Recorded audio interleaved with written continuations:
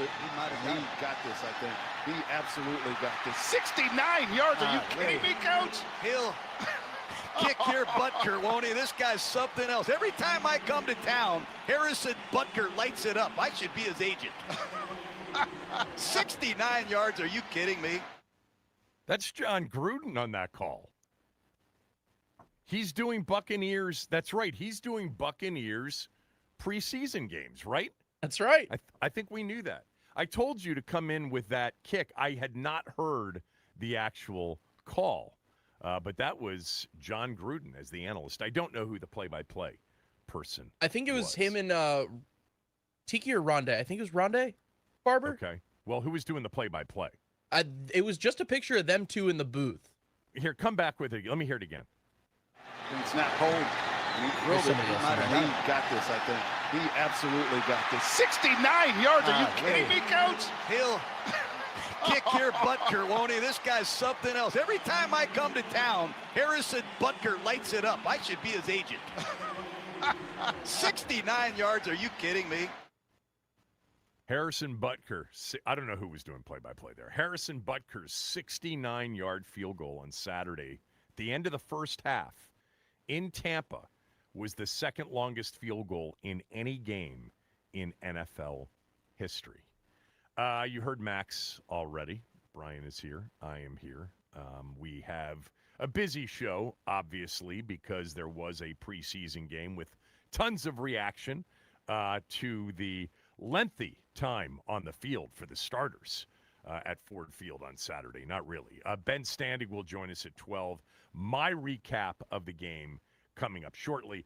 The 69-yard field goal by Butker on Saturday night was the second longest in NFL history in a preseason or regular season game. Now, Cam Little's 70-yarder last year in preseason is the longest ever in a preseason or regular season game, but they don't make the record books. Only regular season made kicks count officially as records, and Cam Little, the Jacksonville kicker, kicked, remember, last year a 68-yarder in a game against the Raiders in November to set the NFL record. That broke Justin Tucker's record of 66 yards. And then, by the way, Cam Little added a 67-yarder in the season finale against Tennessee last year. So Cam Little owns the two longest field goals in NFL history.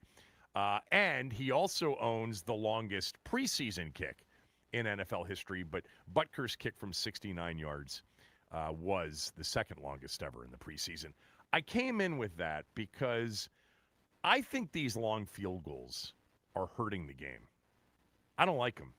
I actually like them in the moment, just the curiosity of can somebody actually make this? Butker's kick, by the way, cleared the crossbar by an estimated 6 yards. They think it would have been good from 75 yards out. I think that the ability that these kickers have right now, and it's part them, but it's also partly due to a rule change last year. I don't like it. I think it's hurting the game. I'm going to get into it next hour because I'm interested how many people out there feel the same way I do. But we will go back here at the open of the show to Saturday. And by the way, 2 preseason weeks now completely in the books with 1 to go this coming weekend. And then that'll be it from this absolute dreadful portion of the NFL calendar. The conversations about preseason results baffles me. I mean, I just don't understand the people that have followed the NFL, fans, NFL analysts, etc., that have followed this league forever. I get it. You got to have content. You know, if you're doing shows, you know, you've got to come up with something this time of year. But to say something like I heard Orlovsky this morning. I like Orlovsky. I think he's good.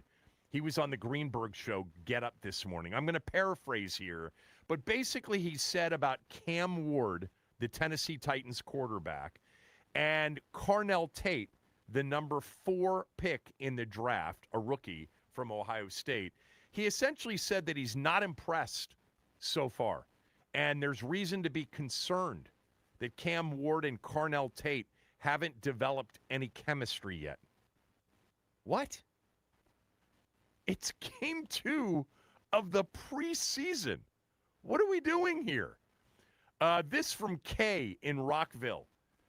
Kevin, you downplayed it last week, but I would assume you can't avoid the topic this week. Styles has been a big disappointment so far.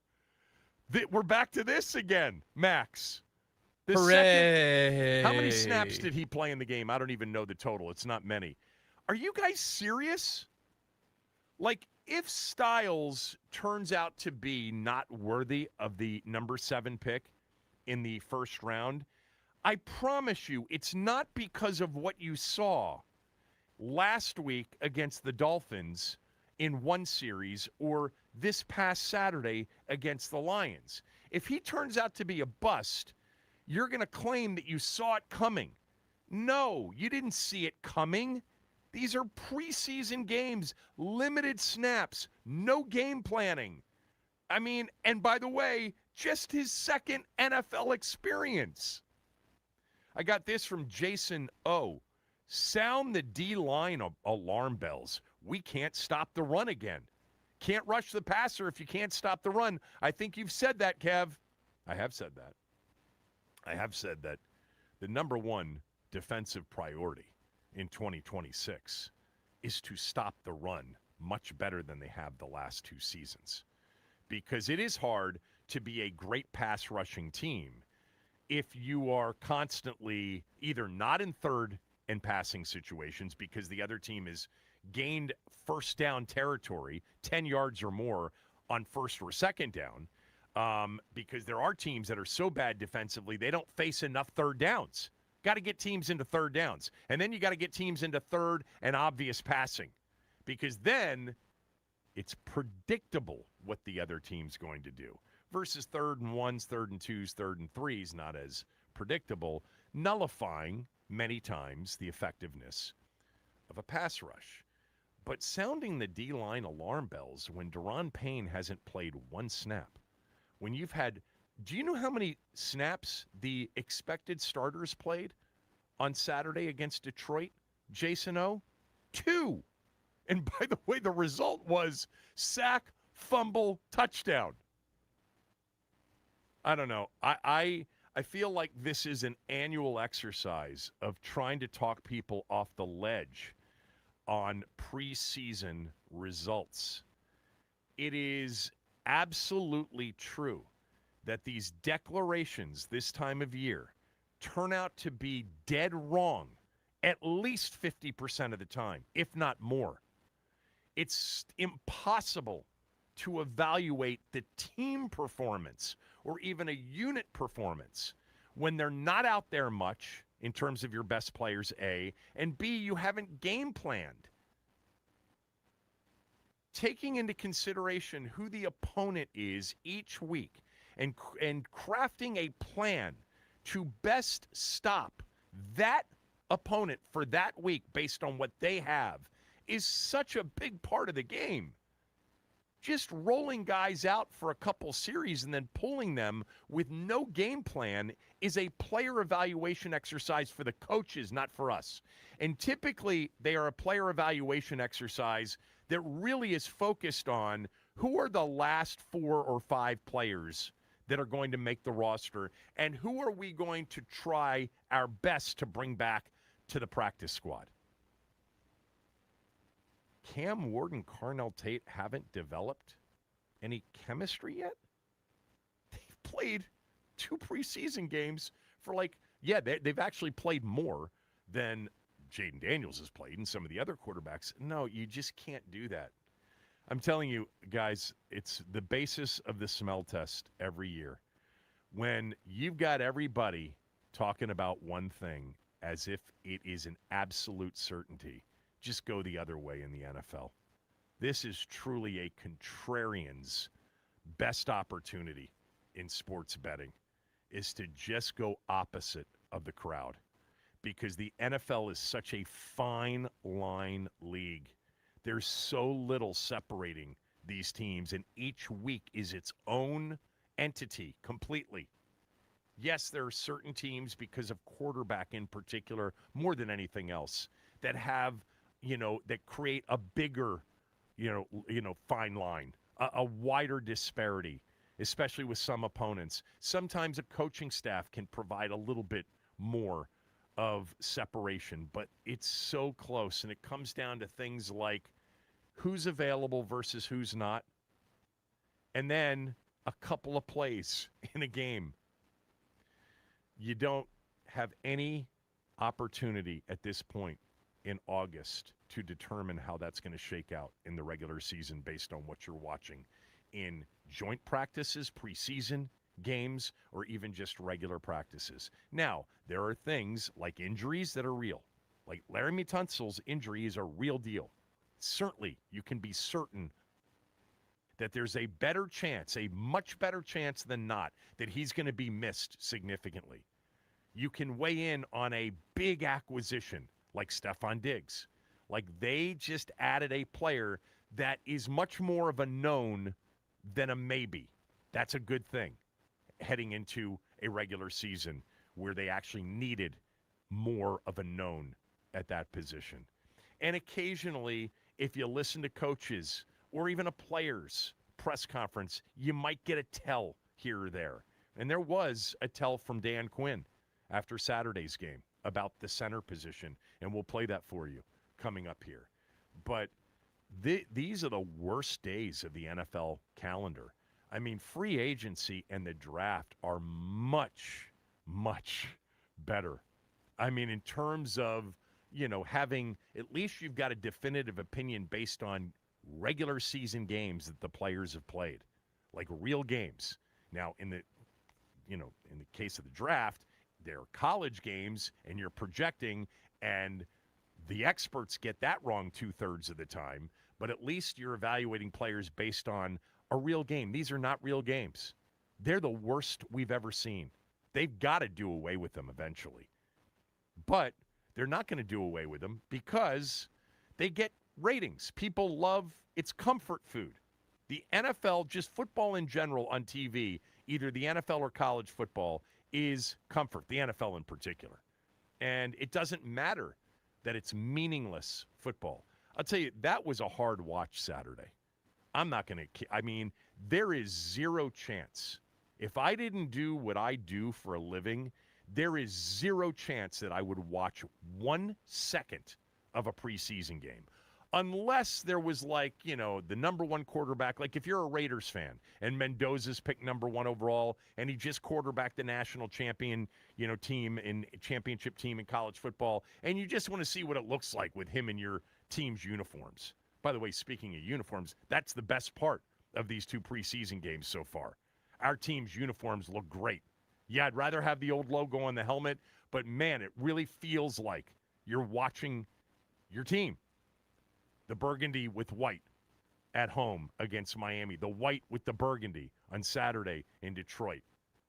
I mean, major plus decision by ownership when they decided we're going to move as much as we can back to the old feel, trying to reconnect with a major portion of what used to be our fan base.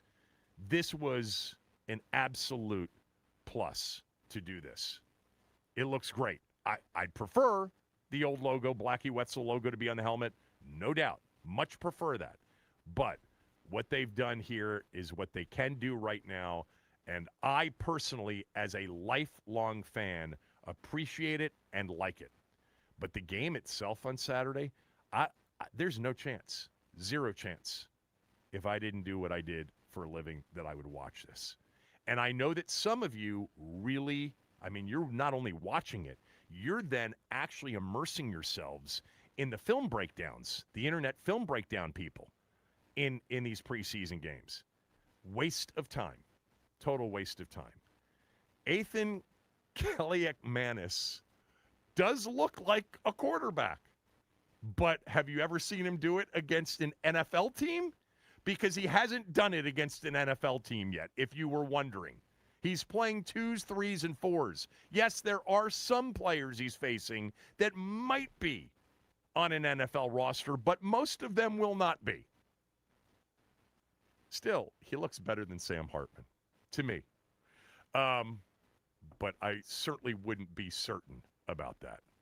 All right, my thoughts on Jaden Daniels playing a whopping 3 plays and the defensive starters playing even less, 2 plays on Saturday.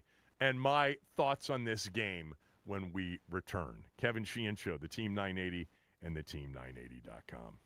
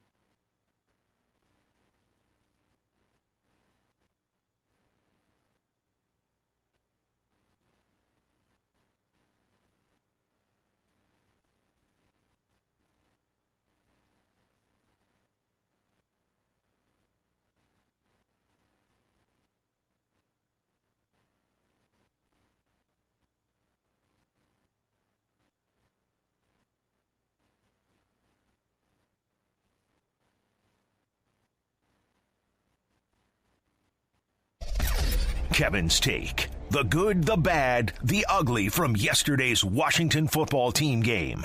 Here's Kevin. All right. We do this even though it's probably not worthwhile. Just, the prefacing of all of this as a preseason recap is that this is more about kind of player evaluation. And again, that's dicey for us because of who they're playing against. Plus, we don't know what their responsibilities are. Plus, we don't know if like a defensive coach or an offensive coach is actually just trying some things out to see what they look like.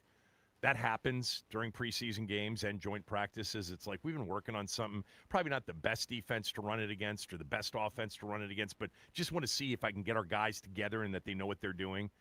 I mean, these are legitimately like grounds and opportunities for these coaches to try things. Results, final score stuff.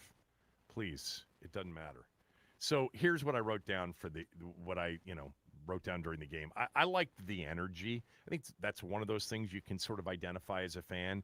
Did they come out, like, were their players excited about the opportunity? Did they play with urgency? Did they play with a level of energy that says, hey, man, this is an opportunity to be evaluated in a positive way, and my coach really got me fired up to go out there and give it my best. I thought the energy early, the special teams coverage, the defense, with the early blitz and off the corner with Robertson and the sack and the fumble. There you go. Energy. I noticed it, and it was a positive thing from the game on Saturday.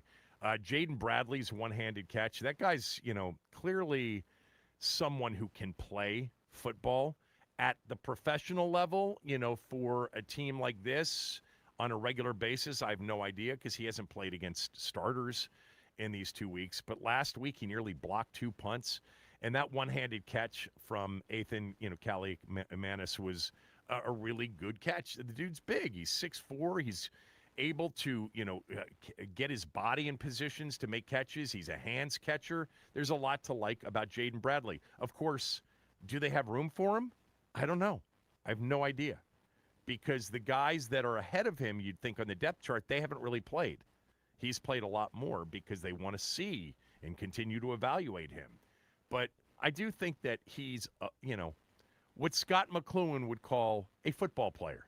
Like he can do a lot of things. Here were some numbers and names that I wrote down.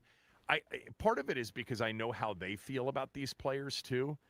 Like 41, John Baptiste, they actually really liked him heading into last year.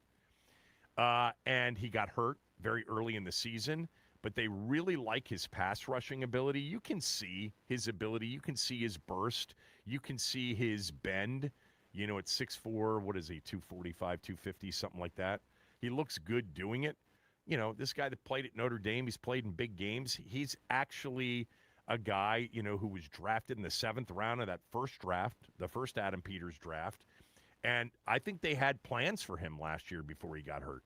Legitimate plans. And then when Wise went down, they had big-time plans for him. And then but he was gone. He didn't get to take advantage of the other injuries to the starters, Armstrong and Wise, because he got injured. But 41 can play football, I think. And part of that is because they've continued to throw his name into benign questions where all of a sudden it's like, yeah, John Baptiste. They like him. And you can see why they like him. I don't know how a guy like Tyler Owens, with his motor and his athleticism, doesn't get, a big-time chance moving forward in this league somewhere. I mean, he is a big, strong, athletic, rangy, aggressive, high-motor defensive player. We've seen it in regular season games.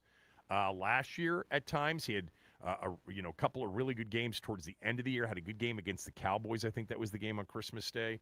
I think he's going to make this team, but he's just a guy that you can't teach 6'3", 220, and super athletic at that position, and he has that. I wrote down 51's number again, Cahoe. I've talked about him before. I think that he just another guy that, super, super instinctive. athletic, and, maybe a bit undersized, but I think he looks the part, every opportunity he's had, including last year when he played in the regular season. And then 77, I also wrote down Mo Hurst. I actually didn't even know this when I wrote his name down, but he was second on the team in tackles. He's had, an NFL career spanning multiple teams. He's been in Cleveland most recently and has played in several games for the Browns over the last few years. And again, he's playing against 2s, 3s, and 4s, but strong, can really move people, it would look like, at least the people he was playing against. And another guy that seemed really sort of instinctive up front. Those were the names I wrote down as kind of the good. Yeah, you love to see the turnover ratio, but, I mean, you didn't play against Jared Goff or Jahmyr Gibbs or Jamison Williams or Amon-Ra St. Brown. I mean, come on. Like, what are you talking about? Like, hey, this is going to be a different team. Remember last year, this time, it was like, God, this secondary is going to be lights out. It is going to lead a major resurgent defensive comeback from 2024. No, it basically got lit up all year long when they played against better players, much better players in real games. Yeah, that's the good. All right, so let's get to the bad. I just don't get it. I don't expect them to care one way or the other if people like me question 3 plays for Jaden Daniels and the offensive starters and 2 plays for the defensive starters. And by the way, not all the defensive starters. The list of players that were out was, again, pretty long. And defensively, there was no Deron Payne, no Tim Settle, no Dorrance Armstrong, no Owe, no Chason, no Amos. We know at this point, no Newton, Dietrich Wise still on the pup list. Like, let's focus on the offense here. So the plan was one series. If that series is 12 plays, 69 yards, 72 yards, touchdown, field goal, okay. It was 3 plays. It was immediate pressure thanks to our backup center, or maybe backup to the backup, who knows, Julian Good-Jones, throwaway. Then, an attempt at some play action or maybe even a bit of a boot, and the tight end, Bates, who's a really good blocker, he gets blown up, and that play gets blown up, and it ends up in a big sack, and then a handoff draw on 3rd and forever. That's it. I don't get the value of that. I would rather them not play. What's the point? Now, you might say, like, I wrote this down. I'm like, look, there are basically 3 reasons, that I can think of why you would decide just one series regardless of the result, okay? 3 plays and out, 3 negative plays basically and out, and you're punting, and then the defense is out there for 2 plays because they turned them over, and then So the first reason is that they genuinely believe, the coaches, that there's real value in getting into uniform, going through whatever you go through pregame to get ready to play in the game, to actually walk out onto the field in a real live environment for even just a couple of plays. Like, they may believe there's tremendous value in it.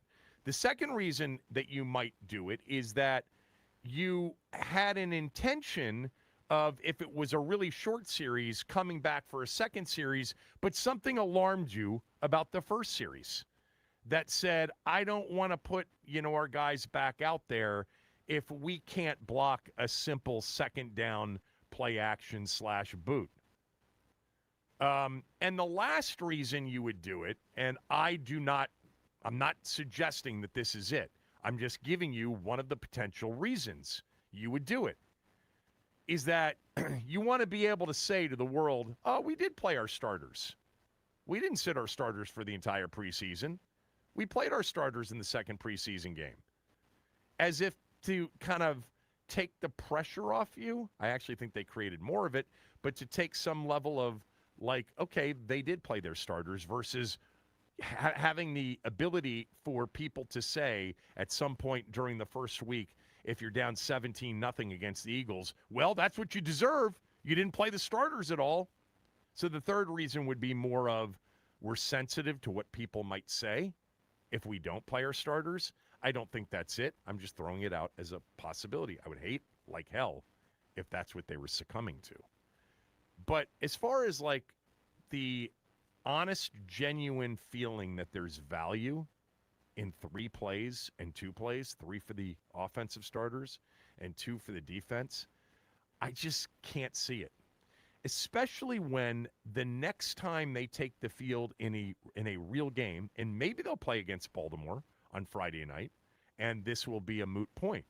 But if they don't, and the next time they play is 22 days from Saturday, over 3 weeks away, how does the preparing for a real game, stepping out onto the field and taking 3 snaps and maybe getting into a little bit of contact, how does that benefit you 3 weeks later?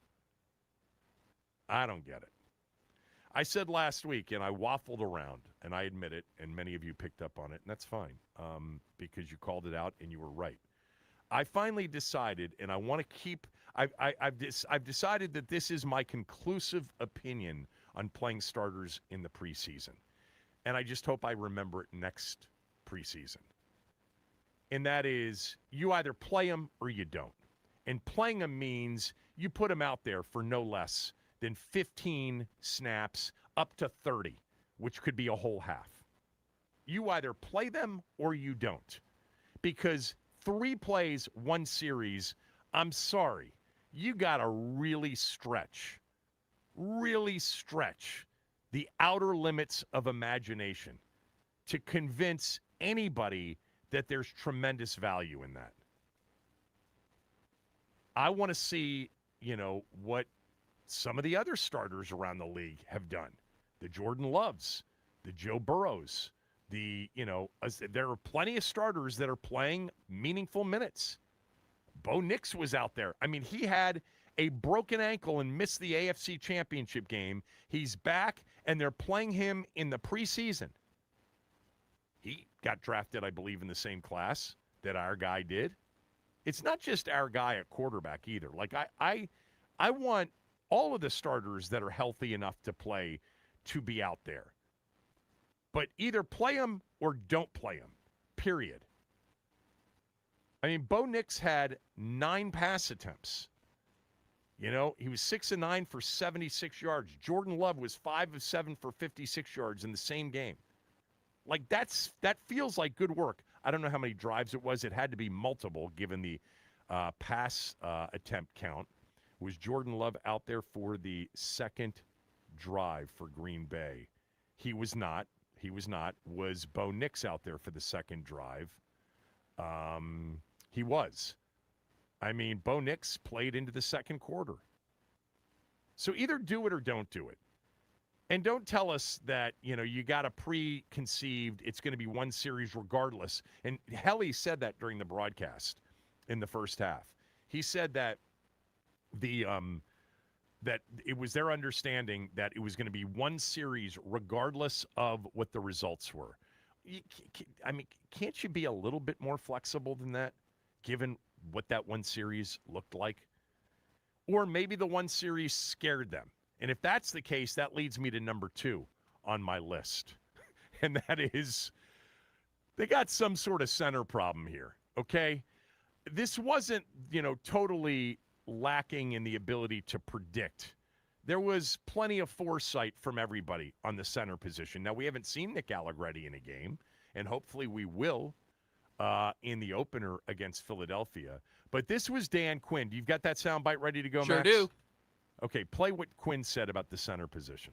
And could you talk a little bit about the offensive line? What are you seeing there from the guys that started the game and throughout the game with the other guys? Yeah, there's a lot of groups that went in and out. And so the first crew of like Connerly and Cosme, I like how they're playing together, their communication. And Sam's really throwing a good camp. He's like maybe playing the best, that I've seen him play in the couple, 3 years. He's on it.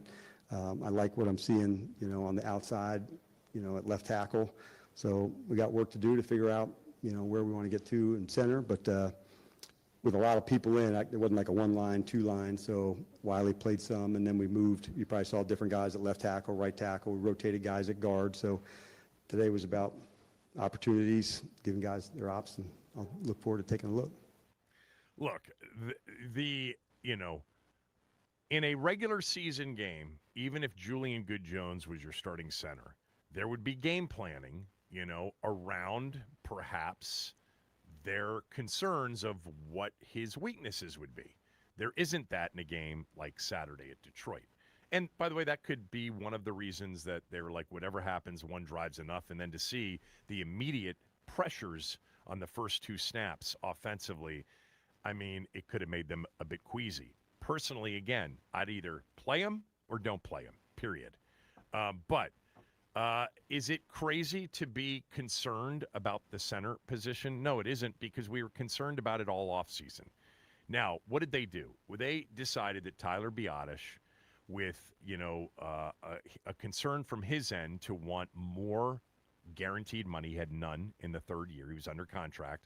But, him desiring a level of comfort and an extension, them not believing he deserved it, them also believing that inside that O-line room, Allegretti is a guy that everybody believes in. They believe in his ability to communicate at an even higher level than Biadasz, to actually understand what's going on at an equal or higher level than Biadasz. And even if the physical part doesn't necessarily match up, they felt like at the very least he was a good plan B. I think plan A was probably landing a center in free agency like Tyler Linderbaum, which they didn't do because the money got out of control. I do think also with Linderbaum, because this is what I understood at the time, is that it wasn't even about Tyler Linderbaum being a center. It was about Tyler Linderbaum being an A-plus interior offensive lineman, period. Center, guard, left or right, this dude was elite as an offensive lineman. And adding another A-plus level player to the O-line with Laramie Tunsil, and the idea that Sam Cosmi is certainly rising to a B-plus A-level player. Certainly he's been close to that when he's been healthy. And you heard what Quinn said. He's throwing a good camp. That's his expression here during the preseason. Jaden's throwing a good camp. I thought that was like, partly he's really throwing the ball well. But we know Sam Cosmi doesn't throw the ball, but he's throwing a good camp. That's a new one. Quinn's got a lot of these. Talks about, the spaces and to go, and he's throwing a good camp, Cosmi. The center position, there's no reason and not to be concerned. There wouldn't be a reason to be so alarmed as if to say we're doomed, because you don't know what it looks like in a real game with game planning. And you don't know what it looks like at this point with Allegretti, because he hasn't played. And even if he had played, there's no game planning. So hopefully he's healthy. Hopefully he's an answer, and he's equal to or exceeds Biadasz. The problem, I think, that I feel, it's a gut feel, and I know many of you believe it's a definite, truism, is that their plan B, Allegretti, didn't come with a legitimate amount of quality competition at the position. That's what they don't seem to have at that position. And I think Quinn admitting that to a certain degree about the center position, and they got to get that figured out, is an admission that they didn't really have legitimate competition for Allegretti at the center spot. They could certainly move between now and the regular season opener, and there may be opportunities. And remember, other than Linderbaum, there were a couple of opportunities here and there, but there were some injury concerns with some of the other players. And it's not like this was a position free agency-wise, that had a lot of options. But there were options in the draft. Remember, Cole Kublik, who does SEC games on the SEC network, talked with us, came on the show before the draft, And he talked about the center position being loaded in the draft. And he said, you guys need a center. And there is a player from Alabama, Parker Brailsford. He specifically mentioned him. There were a couple of other names he mentioned. He said Parker Brailsford, he felt like, was one of the, if not the most underrated players in the draft. Washington had a chance to take him. They didn't. There were other centers. Maybe they didn't evaluate him the same way Cole Kublik did. That's fine. But they ended up taking a center. They did. But he was center number 11 taken overall in the draft, or 10, in Matt Gulbin. And, we'll see whether or not he's ready if Allegretti is injured. So, yeah. I mean, on the list of things that I didn't like from the game, it's hard for me to really understand the benefit of 3 plays 22 days before the regular season begins. 2 snaps for most of the expected defensive starters 22 days before the regular season begins. It's almost like a mini off season before you're back and playing real football again. Now, I'll leave out the possibility that they could play their starters against Baltimore. And we do know that there is a joint practice tomorrow in advance of the Baltimore game. And we know one other thing. Quinn felt strongly enough about the performance on Saturday that he canceled the walkthrough and instead is going to do a full-fledged practice today. So, again, read from the coaches and what they're telling you, and what he's telling you is, yeah, we got some improvement here. We got to get to maybe some players playing and hitting a little bit more. Because that center position, I keep coming back to the same thing, but you're going to open up facing Jalen Carter and Jordan Davis. Like, that's not funny. You better have that buttoned up, because your quarterback and your offense can't be reliant on a defense with like 11 new players playing together for the first time early in the season. We can't have our quarterback shotgun, under center, pistol, I don't give a crap, being under siege within less than a second because we've got Julian Good-Jones in the game against Jalen Carter and Jordan Davis, and the truth is he shouldn't probably be in that position. Again, game planning can fix that. We're going to load up the front of that line. I mean, he's going to be under center, but we're going to bring that back up right next to the center. We're going to double Carter and Davis, and we're going to give our guy a chance to go back, drop back, and throw the football. Because we think we got some ball players that can get open this year in Terry and Diggs and Okonkwo. That reminds me of one of my all-time favorite Steve Spurrier stories, coaching at South Carolina. Defense is out on the field. The Gamecocks defense is out on the field in the midst of a 16-17 play drive against them. It's eaten up nine and a half minutes of the clock. And he jumped on the headset with his defensive coordinator and told him, look, man, either stop him or let him score, because I got some ball plays that can work.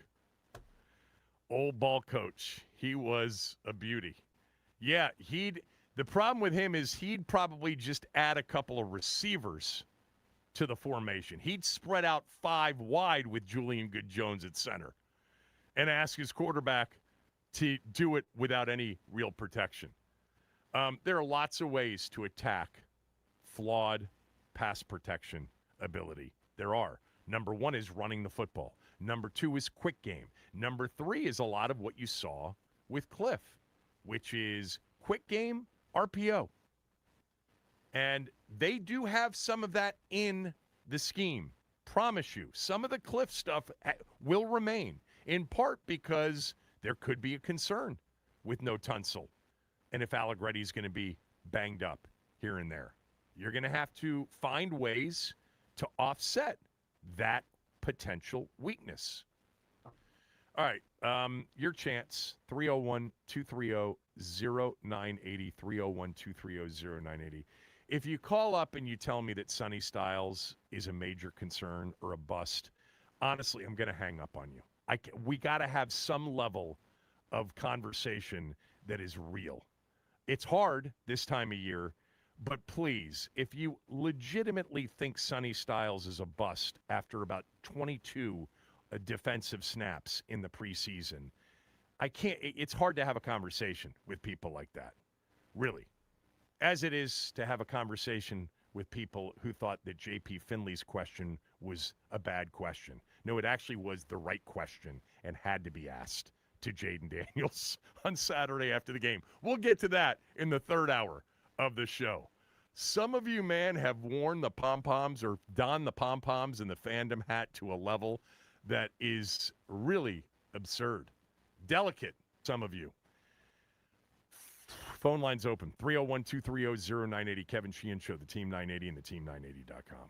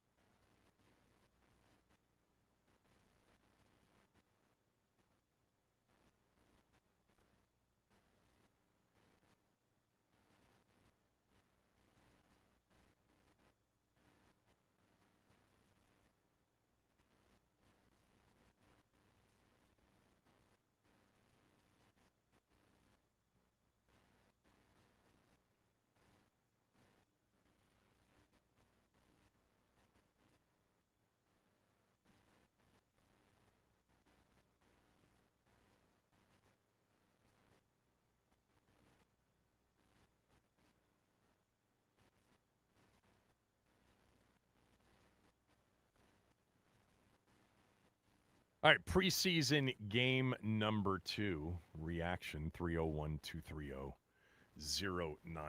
I think the biggest thing for me is I don't get the value in putting the starters out there for 3 snaps on offense and 2 on defense 22 days before the regular season begins.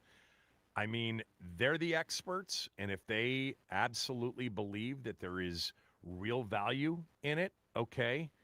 It just doesn't seem very intuitive. It doesn't seem, but who are we? We didn't play the game. We didn't coach the game. But to say that there's like real value in putting Jaden Daniels in the starting offense out there for 3 plays 22 days before the regular season begins, like they're going to even remember this? I don't know. But there's another opportunity against Baltimore, and there is the joint practice against Baltimore. 301-230-0980, 301-230-0980. There were a couple of players who, from an evaluation standpoint, just jumped out a little bit. I thought Jaden Bradley once again sort of jumped out. I mean, that one-handed catch from Kalika Manis was great. This is a guy that clearly is a football player. Like, he nearly blocked 2 punts last week. I love 18 Owens, man. That dude is just freakish athletically. I like Cahoe. I like Baptiste, Jean Baptiste. Just a couple of the players that have stood out over the first 2 weeks. Oh, by the way, I meant to mention my guy from last week, Robert Henry Jr., had a big fumble on a kickoff return and then, didn't do much in the running game. Every week is a new week, even in the preseason. Katron Allen got a bunch of carries. That dude's got 33 carries in 2 games in the preseason. 33. All right, phone lines. Let's go to Tom in Columbia. Tom, go ahead. Hey, Kevin, I just have a question that probably comes out as a concern, but when you take Sonny Styles and you listen to the first 3 weeks accolades of him going up against his teammates day in and day out, and then when you compare and contrast his performance in the first 2 preseason games, do you think it's more indicative of an issue with the offensive line and the quality of competition that he sees in practice, or are we looking at a novice trying to find his way through the actual game itself?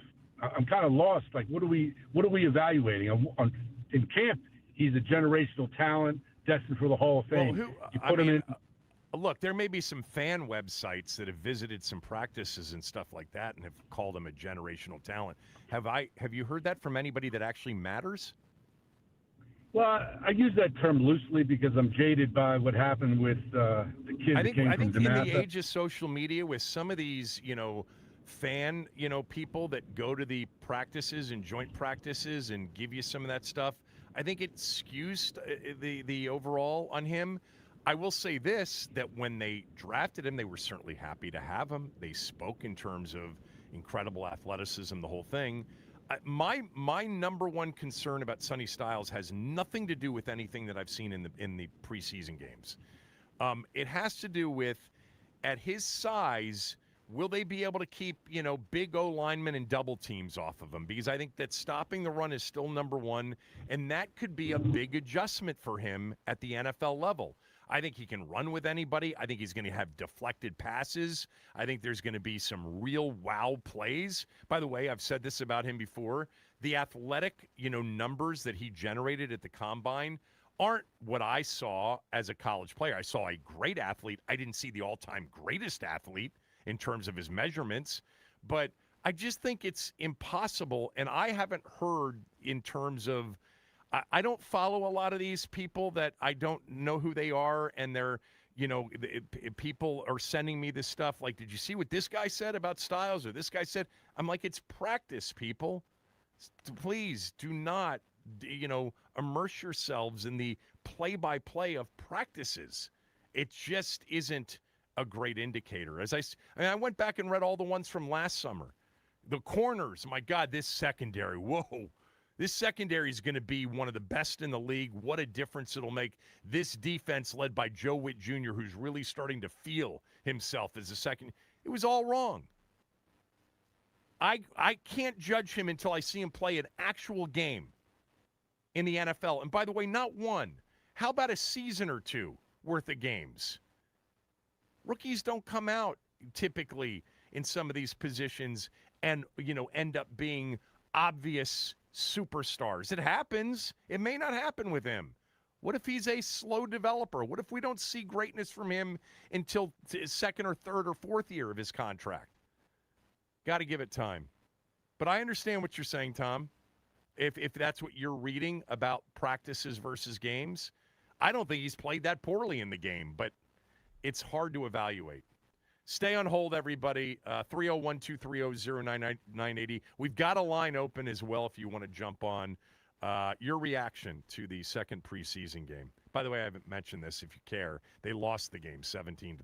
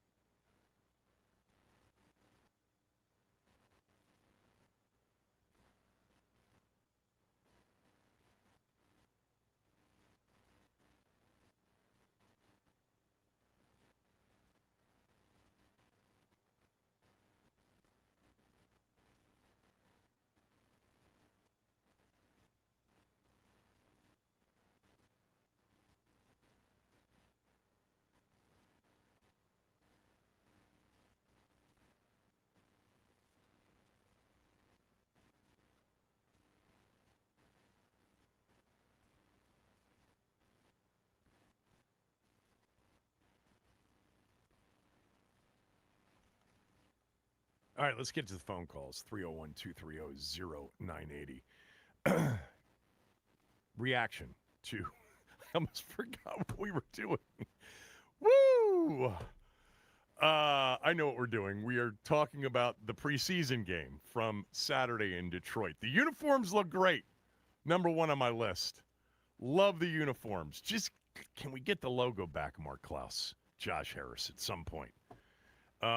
Looking forward to that this year. It'll feel like, hey, man, skins are out there on Sundays.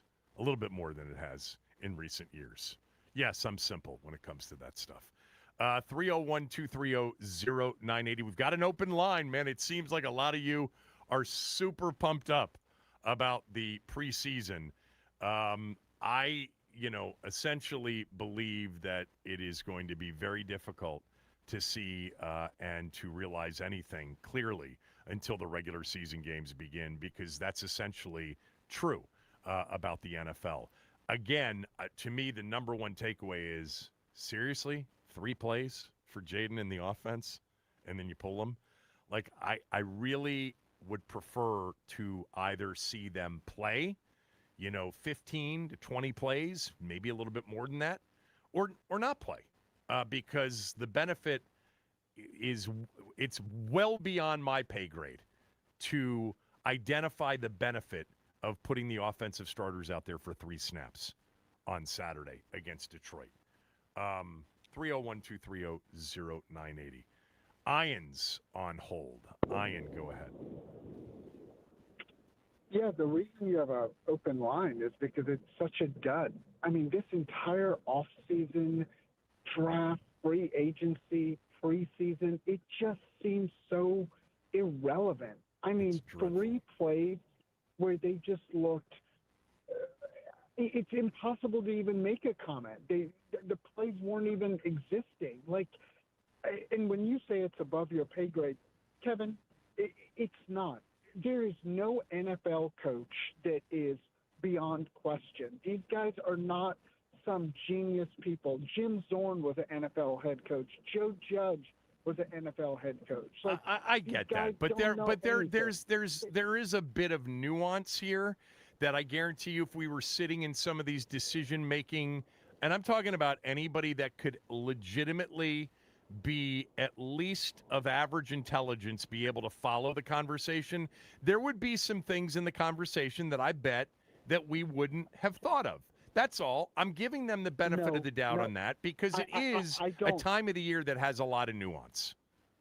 It is. And with Dan Quinn's career record at what it is, I don't give him a lot of, quote, benefit of the doubt. And again, I will repeat what I said on Friday. You have a third-year quarterback that hasn't played football for a long time outside of his Fanatics Fest appearance, coming off a significant amount of nicks and knacks, a new offensive coordinator who's a first-time offensive coordinator, multiple new skill position players up and down the offense, and you decide to not play him. Again, if you think the preseason's so irrelevant, then you're right. Don't play him at all. Take the Sean McVay approach, saying there is no value. That is at least a consistent approach. This weird, we're only going to give him one series, as if, like you said, 12 plays, 70 yards is the equivalent of 3 plays, no yards. 1 yard. Idiotic. They actually, I think, didn't they gain a yard? I think it ended up being 4th and 9. It doesn't matter. This team. It doesn't? Totally, okay. I was just checking to make sure it didn't matter. It's totally irrelevant. It is. By the way, I don't want to speak for you here, but let me just speak for myself. It would have been totally irrelevant had the 3 plays been positive plays. That maybe on the 3rd play, it was a 18-yard pass completion for a first down that got fumbled at the end of it, and then they pulled them out. I would have felt the exact same way. I can't intellectualize at all the benefit that outweighs the risk for 3 plays when you're 22 days away from the opener. Makes no sense to me. If it were a week away from the opener,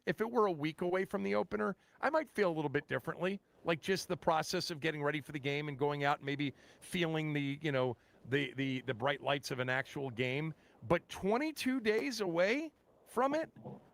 If they played against Baltimore, that would still be 16 days away from it. It's like literally you've got, hey, you guys enjoy the off season. We'll see you, on September 13th. It's that kind of a break. But anyway, what else you got? What? No, again, not to play the schedule game, but at least we can agree that at Philly is a tough opener. How can any fan, coach, or player themselves feel prepared? It's just such a bizarre season. I keep repeating this. They're not alone in this. You're pointing the finger at them, but they're clearly not alone. It's not like a lot of other teams don't treat it the same way. The majority do. Yes, but most of them don't have the circumstances. Almost all of them do this year, Ian. There are more new coordinators, more new players, more movement than we've seen in a lot of recent off seasons. Let's just compare it to Philly. Philly knows what they're getting in Jalen Hurts. Yes, a first-year totally new coordinator, totally new system. But they have a lot of the same players. Outside of a new receiver that they drafted, their team is intact. You know what Philly's going to put on the field. No, I think you could make I think you could make the case if you're a Philly fan that you'd like to see the new coordinator with the quarterback and by the way, yes, a new receiver, because your number one or your number two offensive skill position player is gone. I would say Barkley's one. And A.J. Brown was two. So I think you could still make the case. And by the way, let me just point out, because it sounds like you know the answer to this, but I just want to point it out for everybody else. The starters in Philadelphia offensively have not played in any of these preseason games yet. Correct. Yeah, I agree. But that's a consistent approach. Like, we will not play them. Yeah, I'd rather have that. Yeah, versus what they did. Yes. Yeah, the honest truth is, I think he's like, oh, my God, Jaden Daniels was under siege immediately. We can't let him get hurt. And he should have just said that. Like, hey, our offensive line didn't look adequate right there. We have to protect the franchise. That's the honest answer. Not, we're only going to play. Well, I don't know. I mean, you're probably right. I'm not discounting what you're saying because I thought that immediately too. But Helly said on the broadcast, and they have access to talking to these coaches before, Helly said Quinn is committing to one series only, no matter what the result of the series is. But, yes, I could certainly see that he was expecting at least 5, 6, 7 plays, and he saw 3, and 2 of them were alarming and said, yep, that's it. All right, let me move on. Thank you. Robert in Annapolis, go ahead. Well, good morning. Keep in mind, Jalen Hurts and the Eagles offense, it seems that they've had a new offensive coordinator every year for the past 4 years or 5 years. I don't know what. By the way, hasn't he played in the preseason before? I think they have played their starters in the preseason before. I really don't know, but I have to agree with Ian. You got different circumstance there. Real quick on Sonny Styles. Fans have been with him. He's kind of a hybrid player. He played 6 in college, correct? Yes.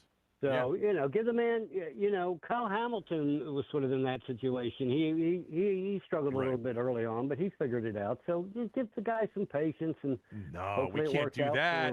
We got to judge after 3 preseason series. Come on. You know better than that. We got enough info. You said it before. It's a battered fan base, so you know where all that's coming from. But I have one for you. Play these rookies and second-year players to some degree in the third game. There's no rule you can't play your starters. They got to get some cohesion on that offensive line and defensive line. Keep Styles out there for a half. I wouldn't say play Daniels per se, although I actually would. But the point is, use that game. The Ravens aren't going to be playing any starters, but, they always bring in good young players. They're pretty good in the preseason, but so I would say focus on that. Use that game. You get 2 weeks off after that game. Don't be afraid of guys going out there and getting hurt. Just put them out there and let them play ball. That's what they want to do. Right? Hey, Robert. So let me just keep Robert on the phone. Robert's a Ravens fan, was a Colts fan before that. And Robert's been one of my longtime caller to the station, and I've enjoyed Robert's calls over the years, especially when we can talk about things that are more NFL related. Somebody asked me this about you over the weekend, and I promised that I would ask you the next time you were on. They asked me why fans of other teams like Robert in Annapolis are so involved with our team. So okay, I've explained this early on. That I moved to Annapolis on my 12th birthday in 1964, and my family got both the Baltimore paper and the Washington paper. And I would read the Washington Post and what was it, the Washington Star, I think Washington back Star, then. correct. Maury Povich? No, just remembering back. I know who you're talking Shirley about. Povich.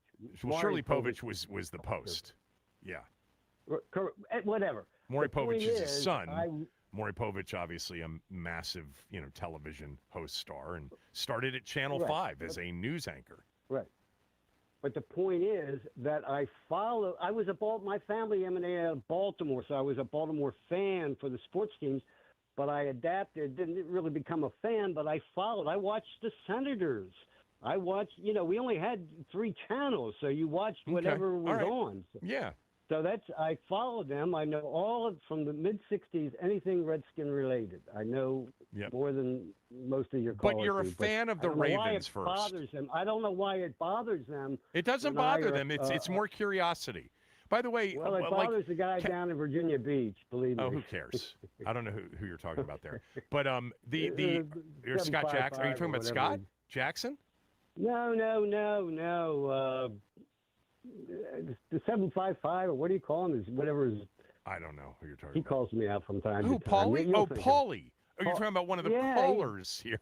Yes. Yeah, he calls me out all the time. time. Robert, you keep calling. I love your calls. They're always thoughtful. Thanks. Appreciate it. Let's go to James. James is on hold. James, go ahead.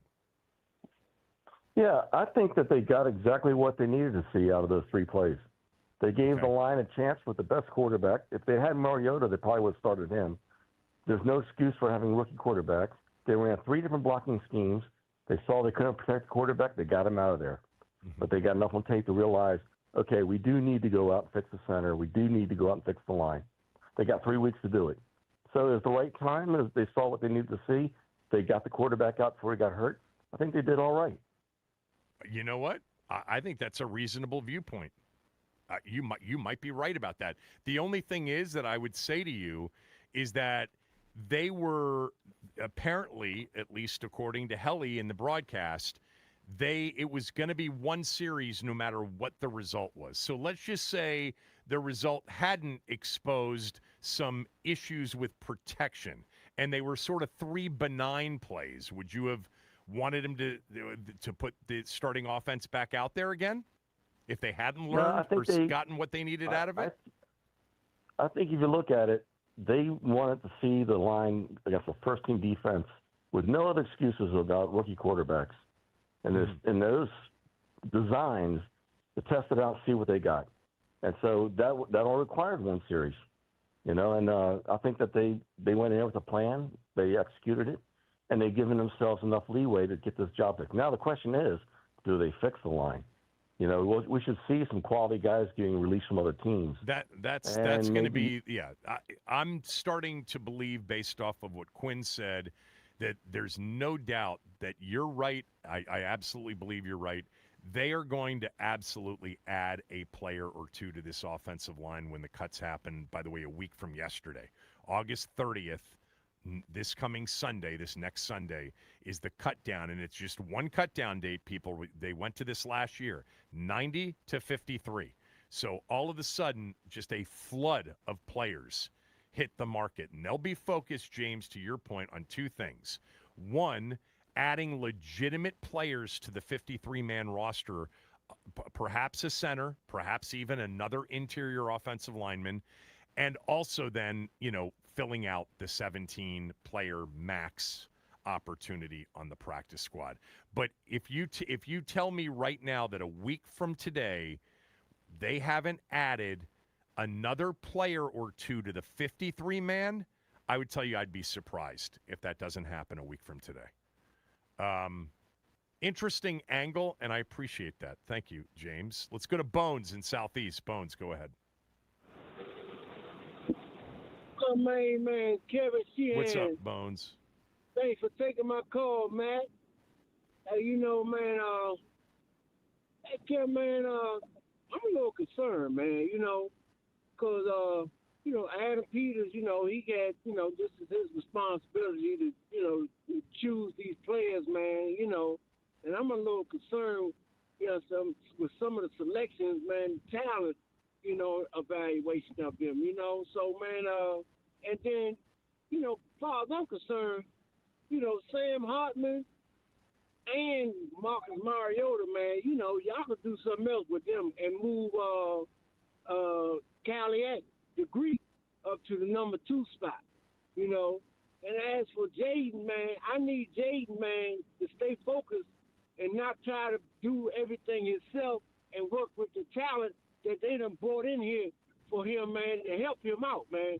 Because I don't need him out there playing hero ball, man, especially with this line the way it is and the center position the way it is. I need Jaden Daniels to stay within the realm of the offensive play calling, man, and not jump his butt out there and try to play no hero, you know. And Boy, let me tell you something. But against some of these really good defensive teams that they might face, there's going to be a requirement for some hero ball. But you don't want to see that be the primary way in which the offense succeeds. Thanks, Bones, as always, for the call. When we come back, I do want to get to there's a big breaking NFL news story that we will get to when we come back on a particular quarterback in the NFL. And then, two, anybody else hate these long field goals? The last 2 years, 69 yards, 70 yards. I mean, the ability to perhaps move it back to 72, 73. We're going to see in the regular season, this coming season, more likely than not, a made 70-plus yard field goal. Do you like that or not? I hate it. I'll explain why when we come back. Kevin Sheehan Show, the Team 980 and the Team980.com.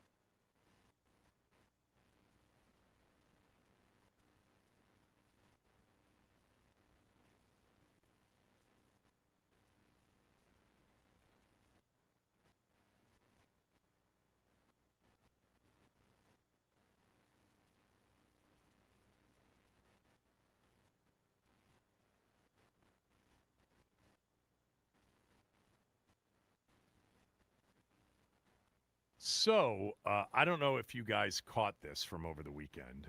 Part of the NFL preseason weekend was a game that the Cleveland Browns played against the Buffalo Bills. In that game, Deshaun Watson got the start and was 5 of 12 for 36 yards and an interception. Did not look good. Shedeur Sanders came in. He was 9 of 11 for 74 yards, a touchdown, and a pick. To be fair to him, the interception was a deflection off of what seemed to be a catchable ball. There was a lot of conversation post this preseason QB battle that Shedeur Sanders had to be the starting quarterback. But even beyond that, Deshaun Watson held a press conference following the game. The game was in Cleveland. Fans booed him. Also, last year when he was injured, fans cheered the injury. This was Deshaun Watson talking to the media about the Cleveland fans after the game on Saturday. Man, I didn't have no reaction. I think the biggest thing is, I think you guys know too, and I think the whole world knows. It has nothing to do about the performance. It's a little bit personal than that. So, I think it's a disrespectful thing. So, yeah, I mean, I'm gonna keep whatever I feel with me and my family internally on how I feel about that. And yeah, just move on. But don't you think, Deshaun, that winning and playing better would eliminate some of that booing? Last time I played on this field, I tore my Achilles. And that same fan base, they cheered when I got hurt. So does that have to do with, what does that have to do with anything about performance? When a person get hurt, especially for your own city, and they cheer. Does any of that make you regret coming here? No, I don't regret anything in my life. You know, I think the Lord put me through situations for a reason, so I don't regret anything at all. But you know, I had different thoughts on how it was going to be, but you know, it is what it is. You know, sometimes the tables turn. And I'm patient enough because I'm a child of God to, wait for that time to change. So I'm not tripping on it. God, he was so good at Clemson and was really good at Houston those first couple of years. So that was him after the game. I'll get to the breaking NFL news, which is Cleveland has reportedly chosen its starting quarterback for the upcoming season. So, look, I think everybody knows he wanted out of Houston. He wanted out of Houston because there was definitely a disconnect between him and some in the coaching area with the Texans. He wanted to be traded. He gave his list of teams. One of the teams he actually specifically said he did not want to be traded to was the Cleveland Browns. So not the best, way to enter a market when you've actually specifically identified a certain team as a team and a city in which you don't want to get traded to. He gets traded to Cleveland, and then all hell breaks loose with him personally. 27 women, masseuses, claiming sexual assault. Let's be fair about this. He has not been convicted of that in a court of law for any of them. But 27 women came forward to say that he had a happy ending place problem and clearly some level of an addiction to it. And from that point forward, his career has completely cratered. He got suspended for the first 11 games after he signed that ridiculous outsized $230 million all guaranteed money contract given to him by the Browns. And since he's played 19 regular season games, that's it in 23, 24, and 25, 22, 23, 24, 25, 19 total games with injuries and horrible starts in between. By the way, I'll still say that his best start for the Browns was that game on New Year's Day here at the end of the 22 season. Because he legitimately, I think, led them on 3 straight touchdown drives. But I digress.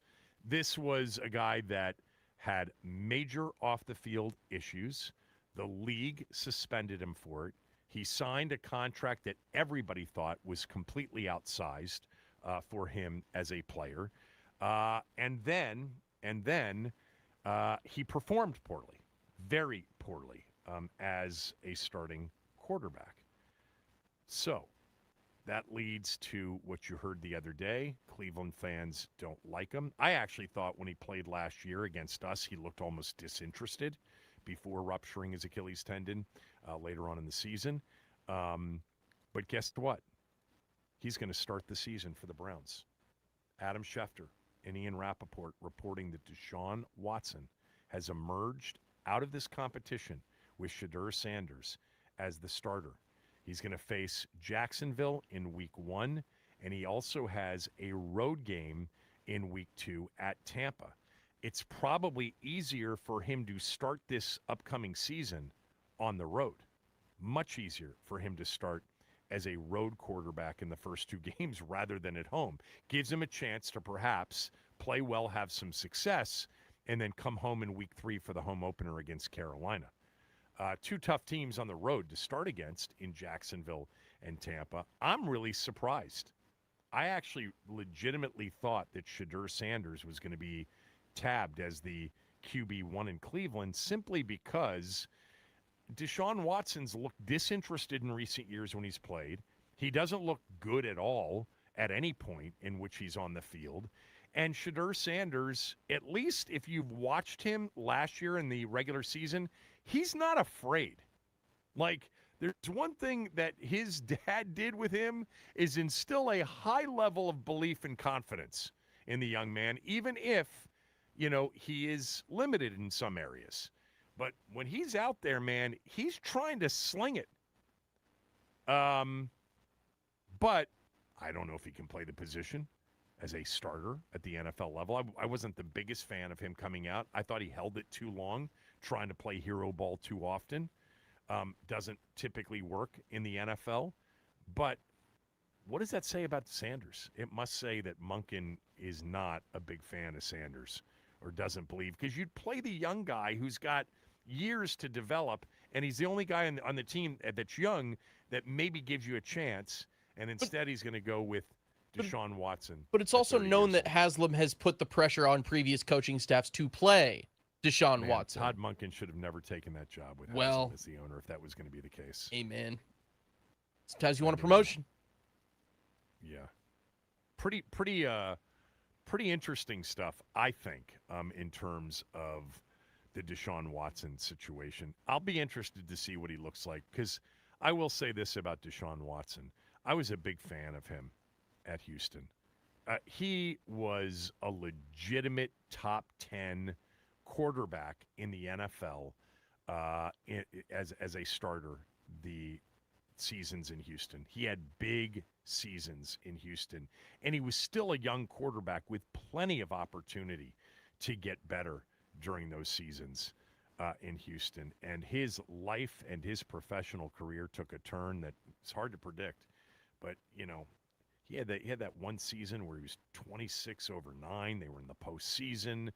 The season in which they had all the injuries and they struggled, he still threw for nearly 5,000 yards, 33 touchdowns to 7 picks, had, big rushing totals in some of those seasons as well. He played the position at a pretty high level in Houston at times. And I was an advocate long before the, revelations about the massage parlor places. I was a big fan on swinging big, and he was one of those guys I would have swung big for. Can you imagine, though, what would have happened had they traded for Deshaun Watson like Cleveland did, given him the big deal, and then all of these, stories came out about him from 27 different women in this organization? It honestly may have doomed the organization as a whole. I'm exaggerating. But given what they were going through at the time with investigations over sexual harassment and the way they treated their employees, can you imagine if they had acquired Deshaun Watson and then the stories broke about all of the massage, places? Oh, my God. That would have been close to a death knell for the organization. All right, when we come back, I want to talk, before we bring Ben on, to go back to our team. I don't like these field goals anymore from 69, 70 yards out. I think it's actually hurting the game. I'll explain why next.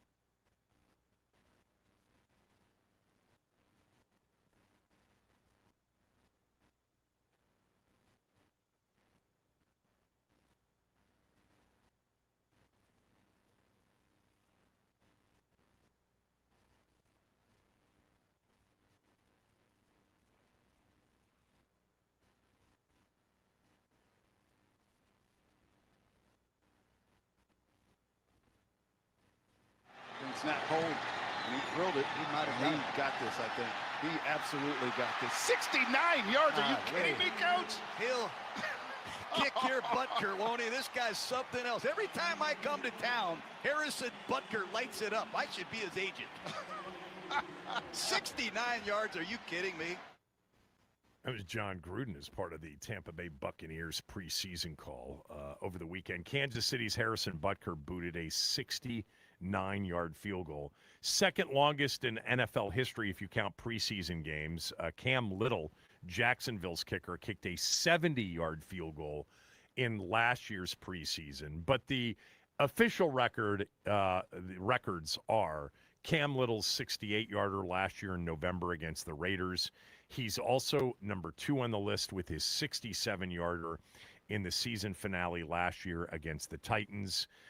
4 of the longest kicks in NFL history all happened last year. The increase in 60-yard plus field goal attempts and makes was up 4x last year from any previous year. Same with 55-yard field goals and beyond. So why does all of a sudden you get to midfield and you're in field goal range? Last year, if you recall, there was a big, change in the K-ball, the kicking ball, preparation of the football rules. Previous to last year, the kickers would get the K-balls for the game that they were kicking in 90 minutes before kickoff, and then they could do whatever they wanted to do to break in the football 90 minutes before kickoff. Last year, they changed the rule so that each team was given 60 kicking footballs, K-balls, before the season began, allowing each team and each team's kicker to break the ball in over a long period of time, practice, using it in practice, using it wherever they want, smoothing out the bumps, doing whatever they want to get the football into the condition that they wanted in to kick. And almost every kicking expert said that was the reason why last year we saw the exponential increase in long field goal attempts and long field goal makes. I don't like it. 301-230-0980, 301-230-0980 if you want to weigh in on this. Do you like the fact that now the NFL is a game in which legitimately, if you can drive a very short distance to midfield, you are now, for several kickers, in field goal range. And if you get to the other team's 45-yard line, 5 yards across half midfield, you're in range for the majority of kickers in the NFL. I just don't think it makes the offense earn it enough. I don't like it. I would rather them go back to giving these footballs to the kickers 90 minutes before kickoff so that we can look, their legs are bigger, the conditions are better, more indoor stadiums. A lot has added up to kickers getting longer and longer and longer over the years. But last year, the incremental jump to the number of 60-yard makes, number of 60-plus yard attempts was because of the fact that they had been working on those footballs for many, many days and many, many weeks. These balls were broken in, and they were traveling much further. I want the game back to the way it used to be.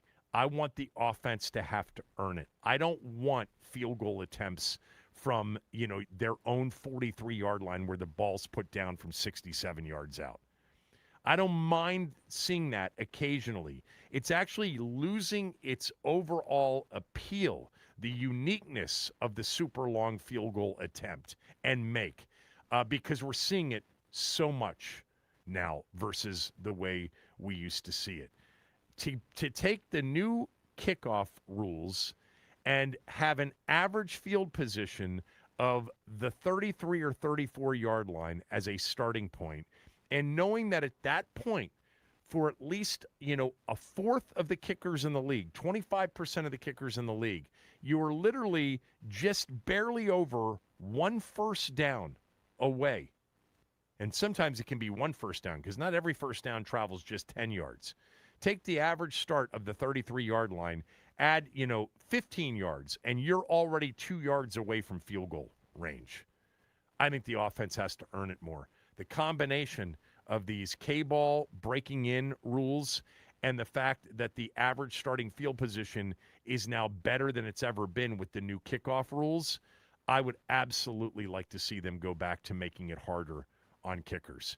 If the kickers can legitimately, Brandon Aubrey can legitimately kick, because we've seen it before, a 65-yarder. He did it in 2024. Chase McLaughlin, that was last year. Justin Tucker's 66-yarder, that record held for 4 years. Back in 2021, that was without the broken in football. You're still going to see very long kickers because kickers are just better, and the conditions are better. Fields are better, more indoor stadiums, etc. But I don't like this anymore. I don't like a good, solid return, and all of a sudden you're at your own 38, 39-yard line, and you're 1 first down away from an opportunity at 3 points. I need to see it earned more. 301-230-0980, 301-230-0980. What do you guys think? Last year, by the way, I saw this just to put it in perspective. Last year, through the first 9 weeks, so that first half of the season, we saw more 55-plus yard field goals through 9 weeks than we had ever seen, and we saw more 60-plus yarders through the first half of the season. It was a massive difference. Massive difference. The rules from 99 to 2024, each team's given 3 brand new kicking balls on game day. They had 90 minutes to break them in. The balls were stiffer, made them harder to kick, but they had 90 minutes to break it in to get it to where they wanted to get it to. Now they've got basically 60 before the season begins. Max, what do you say? This actually bothered me. When I saw this, I'm like, what are we going to get this year? We're going to get the kicks out to the 38-yard line, and it's like 1 completion there in field goal range. Really? I need to see a drive produce points. 1 first down's not a drive. I don't want to see that anymore. Yeah. I bet you they're thinking about doing something about this. What do you think? I think it would be really funny if we set it up, if we gave them the 90 minutes, but we set it up like a game show, like kind of like The Price is Right, where we just lay out like sandpaper and a whole bunch of stuff to get them to whittle down the balls to exactly wherever they need them to wear them out to the right portion of whatever they need to be. But beyond that, it doesn't really bother me a ton. Like, I understand a lot of these guys aren't going to be making the 60 or 70-yard field goals. Now, I understand that it's generally a possibility, but outside of that, outside of it being, an indoor game with the right kicker and the conditions being perfect, I just don't see it happening as often as I feel like we think. Now, we've been seeing a lot more 50 to 55-yarders, but beyond that... No. The numbers were up 4x from any season before. There's no doubt that this change made a massive difference last year in the number of attempts from 60-plus yards out and the number of makes from 60-plus yards out. We now have 4 of the 7 longest field goals in NFL history, all from the 2025 season. 4 of the top 7 all time. Brandon Aubrey had a 64-yarder last year. Chase McLaughlin had a 65-yarder last year. And then Cam Little's 67 and then 68-yarder from last year. And we had more than that. We had Evan McPherson with a 63-yarder last year. We had, what are the other ones from 25? We had Will Reichert with a 62-yarder last year. It was far and away. Brandon Aubrey had a 61-yarder against us last year. The kicker from the Packers, I don't even know this guy's name. He had a 61-yarder. Lucas Havrick. Oh. No, Havrasik in October against Arizona last year. I mean, you look at the list of the longest field goals. There's so many from 2025. It's unbelievable. So it's a big difference in the game, the massaging of the footballs for 60 of them before the season begins. So I would just go back to the old rule and then see what happens. Now, what sucks about it, if they were to do that, is you had this one season in which the balls were massaged to the point of, perhaps being accused of sexual assault. That's what these balls took on. Kidding, of course. Just, a little bit of dovetailing off of the Deshaun Watson topic last segment. But you'd have records set by Cam Little that may never be broken if you don't get a chance. But I think we'll see a record broken anyway. If these balls, if the rule stays the way it is, and they get these balls in a week from now, 60 of them, and they can break them in, I would bet big money that we are going to see a 70-plus yard made field goal in the regular season and maybe multiple 70-plus yard field goals in the regular season. Maybe our new guy, Drew Stevens, could be on this Kid's list got the leg, of, man. 65 and longer. But I just don't like it. I don't like the way it changes the game. It changes the game significantly because you just don't need much earned offensively after a kickoff or after a punt where you have the ball in good field position. You're legitimately, in some cases, one first down away from field goal range. That just shouldn't be. I don't want to see that. I want to see more football. I want to see more offensive football. I want to see them make the decision on 4th and 2 rather than sending Brandon Aubrey out for a 69-yarder, 68-yarder. This guy Cam Little is going to kick something from 70-plus this year. The end of halves and the end of games is where you try it. You're probably still going to, err on the side of caution if you lose the field position with a miss from 68 yards out, because that's, basically your own 42-yard line where the ball's being put down. So if the kick misses, that's where the other team takes over. It's not the line of scrimmage. It's where the ball gets put down. But I'd rather not see it. Ben Standig will join us next.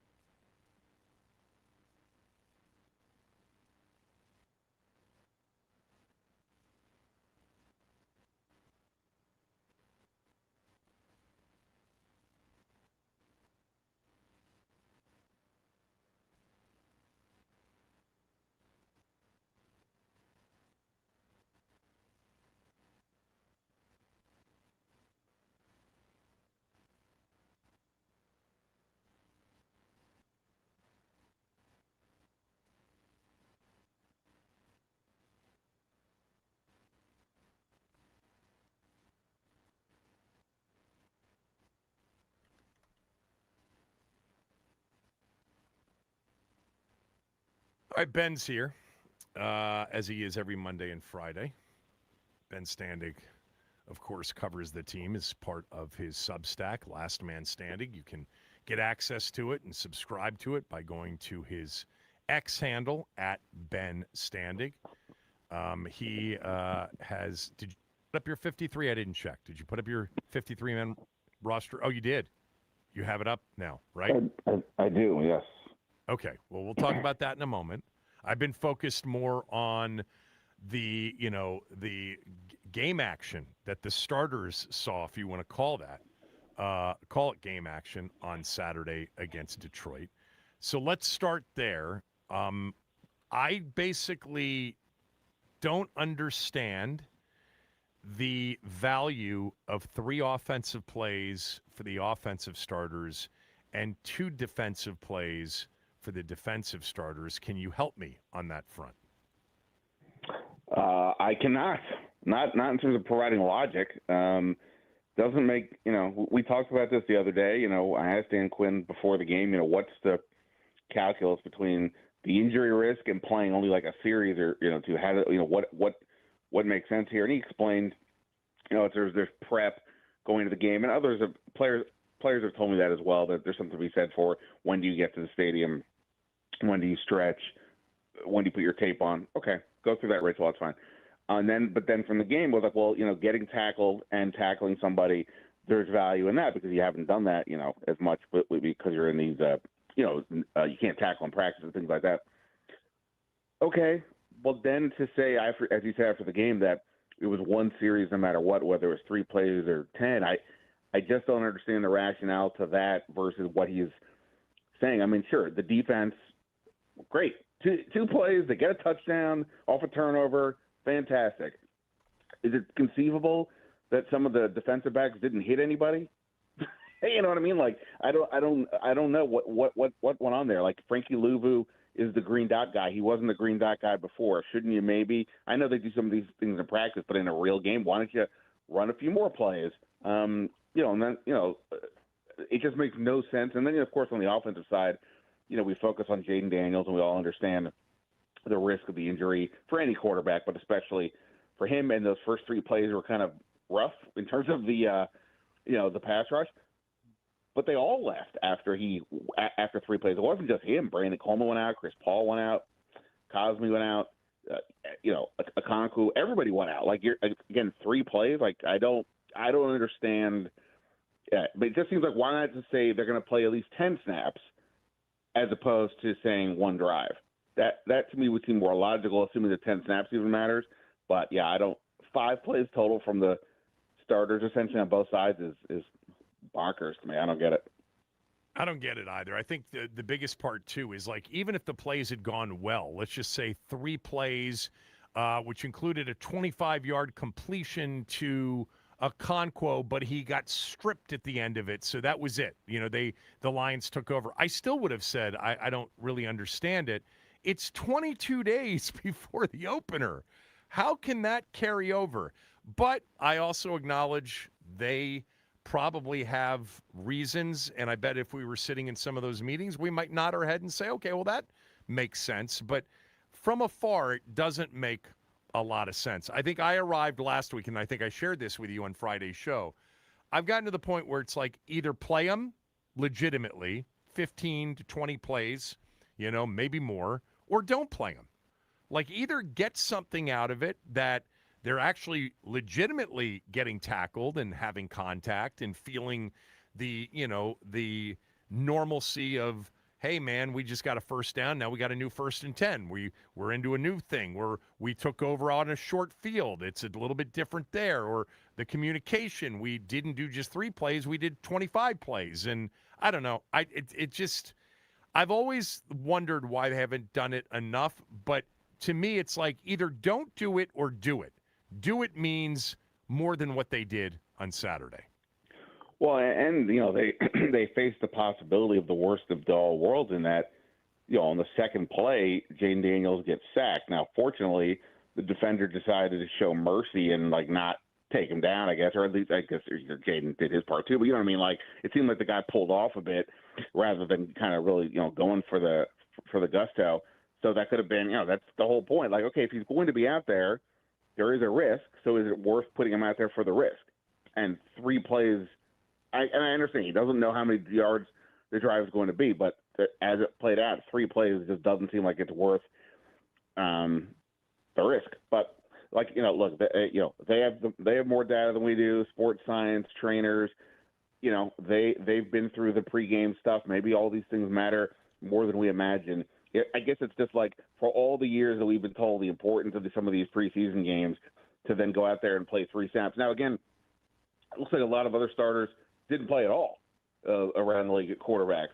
Again, I don't think we're arguing that. Like, could we make the argument that it would be better to play?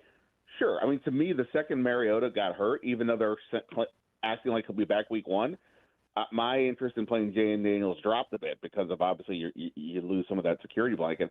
But again, play him something so it's meaningful or don't. I just 3 plays I just didn't get. Again, the defense was only 2, and I know the defense was missing a lot of guys, but like Antonio Hamilton played 2 snaps. Like what? Okay, sure, I guess I don't know. Like I don't get why you would sit these guys that quickly. All right, what did you get out of it, if anything, on Saturday? Yeah, I mean, look, obviously the defense was very impactful. The 2 turnovers on the first 2 drives, and the first one, a really good example as to what this Durante Jones defense may be able to do. Where Josh Dobbs, a guy who's been in the league, it's training camp for everybody, and maybe that play call from Washington where you had blitzers coming from different angles, maybe that's a little bit more than they were imagining for preseason.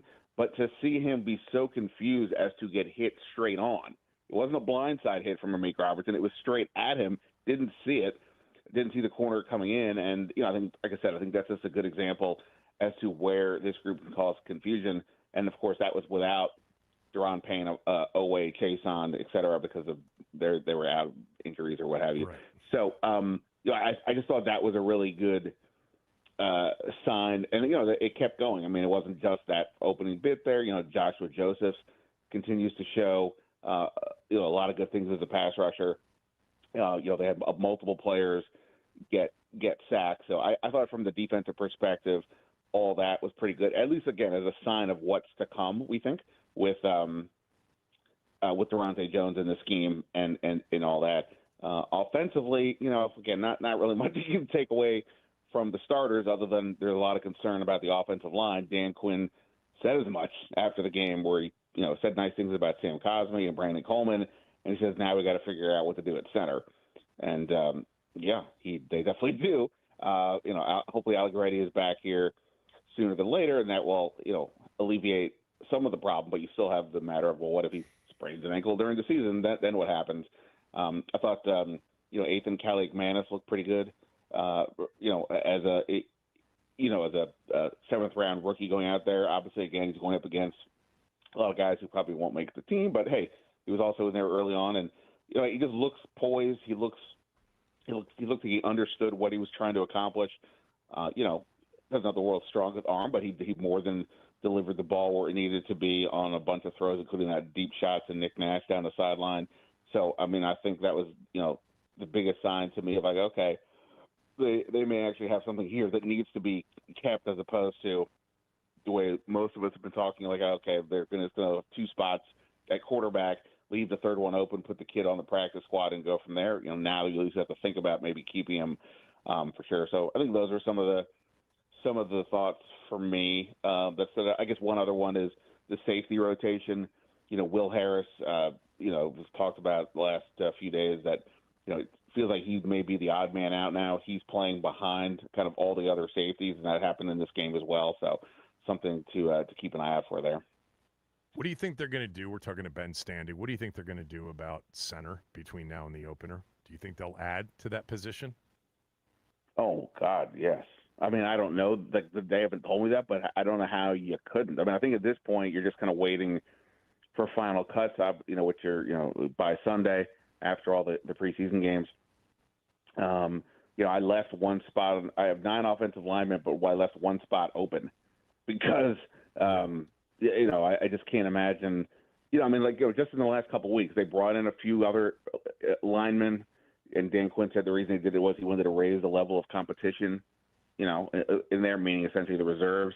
And now he makes the comment the other day, in terms of the starters not playing, technically Julian Good-Jones is a starter. He kept playing, deeper into the game because they obviously want to see, what they have there. So, yeah, I have to imagine they will do something. I mean, if Allegretti is back and he looks fine and he stays healthy throughout whatever the remaining practices, then maybe they're going to feel – and that's not this week. I mean, if we're just talking about when waivers run, you can't predict what any injury is going to be like for Allegretti or anybody. But if he's able to be healthy by week one, okay, that should solidify things there a bit. You have Matt Gulbin, who obviously you wouldn't feel great probably about putting in the rookie, but, he's shown some good power, I thought, in camp, and this is then where you add somebody else. I mean, they do have some other, veteran center types on the roster, but it just doesn't feel like anybody is interesting enough where they wouldn't look to get help elsewhere.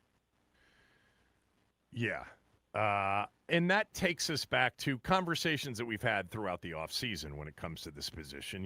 What was plan A? What was plan B? Did plan B and or plan A have enough in terms of a competitive level once we got to camp? Look, if they had gone out and signed Tyler Linderbaum, everybody would have been fine with this, and Allegretti would have been the backup or somebody else would have been the backup, and there wouldn't have been talk of competition. But once you landed on plan B, if that's the way it shook out with Allegretti, because Linderbaum priced himself out of the Washington market anyway, where was the legitimate competition that you claimed you wanted almost everywhere? Now, is it possible that they just couldn't create the competition they wanted because it wasn't available? It seems like that could be a possibility, but the bottom line is there's no competition at this spot, legitimate competition that will result in something definitively competent getting ready to face Jalen Carter and Jordan Davis in the opener. Yeah, I think this is a case where the words used by Dan Quinn and maybe Adam Peters early on enough led to some of where we're at now. I mean, obviously the actions matter more. They tried to get Linderbaum, and again, could they have drafted somebody? This was a year considering earlier than Gulbin. This was a year where the center position was considered deep. Of course, they didn't have a second and a fourth round pick, and I don't think any of us are blaming them for taking Antonio Williams and Joshua Joseph, right? They did take a center later, so you couldn't do that. This was a weak year for centers in free agency beyond a guy who was the top of the heap. So there weren't a ton of options there. But then, just like, don't try to sell me on a competition that doesn't really exist. I know, like, when they wouldn't name Jaden Daniels the starter as a rookie until deep, and we're all like, come on. Like, part of that was to be able to say, hey, Jaden Daniels, great as he is, he had to go through all those process. He had to practice, he had to this, he had to that. Like, we didn't just give him the job, but that was to say later, hey, this is how we do things. So nobody's getting a free ride. And I suspect that's in the brain, that rather than just saying, well, Allegretti is the guy we like, and blah, blah, but we still need to get more help. But when you talk about competition, and then the competition is a guy in Good-Jones who barely played one NFL game in his career, and Gulbin, a rookie, a sixth-round pick, that can't be real competition. And so therefore, like, you and I are, essentially by doing what we do, we're sophisticated enough to understand you don't you don't listen to every single thing they tell you as fact. But I know a lot of people were like, hey, well, Good-Jones, right? I mean, why not him? Well, Gulbin, right? We heard competition. So I just think they kind of set themselves up for a problem here, especially the way that it's worked out. All right, let's talk about your 53-man. How much of it do you want to – well, I'll start with this. Just give me the toughest, final spots. How many legit – let me back up, start over. How many legitimate spots are available right now between now and Sunday? I mean, I think a fair amount. Things felt like a bit more settled going into the Miami game. Like, obviously, you understand there's 3 preseason games to go. But I was like, okay, I think kind of got a grasp on this. We'll have some decisions like which of the defensive linemen or which safety are going to be in. The receiver room is obviously interesting. But now, since then, we have, multiple injuries. The Johnny Newton injury, we know he'll be out for a while. Jeremy McNichols is out. Quinn said a few weeks last week, but what does a few weeks mean? Does it mean he's back next week, or he's not back till week 2, right? So things like this. So the receiver room remains complicated, in part also because not only is it the 8 vets or plus, 8 including Antonio Williams and a lot of vets for maybe 6 or 7 spots. But I mean, Jaden Bradley has continued to make plays. And while I always make the point, there's a guy like Bradley in almost everybody's camp. He is standing out. I know Brian Baldinger put up a video of that catch. He made the one-handed catch and called it the catch of the second week of the preseason. So that spot to me is tricky. Now, something's sort of working in their advantage, maybe kind of, sort of. Dorrance Armstrong, because of the suspension, doesn't count against the initial 53 is how I believe this is correct. So they actually have an extra spot there because he's on some a different list. You could put Jeremy McNichols on the injury on IR with designation to return, so you don't have to burn a spot for him. He'd be out 4 games, but you can wait there.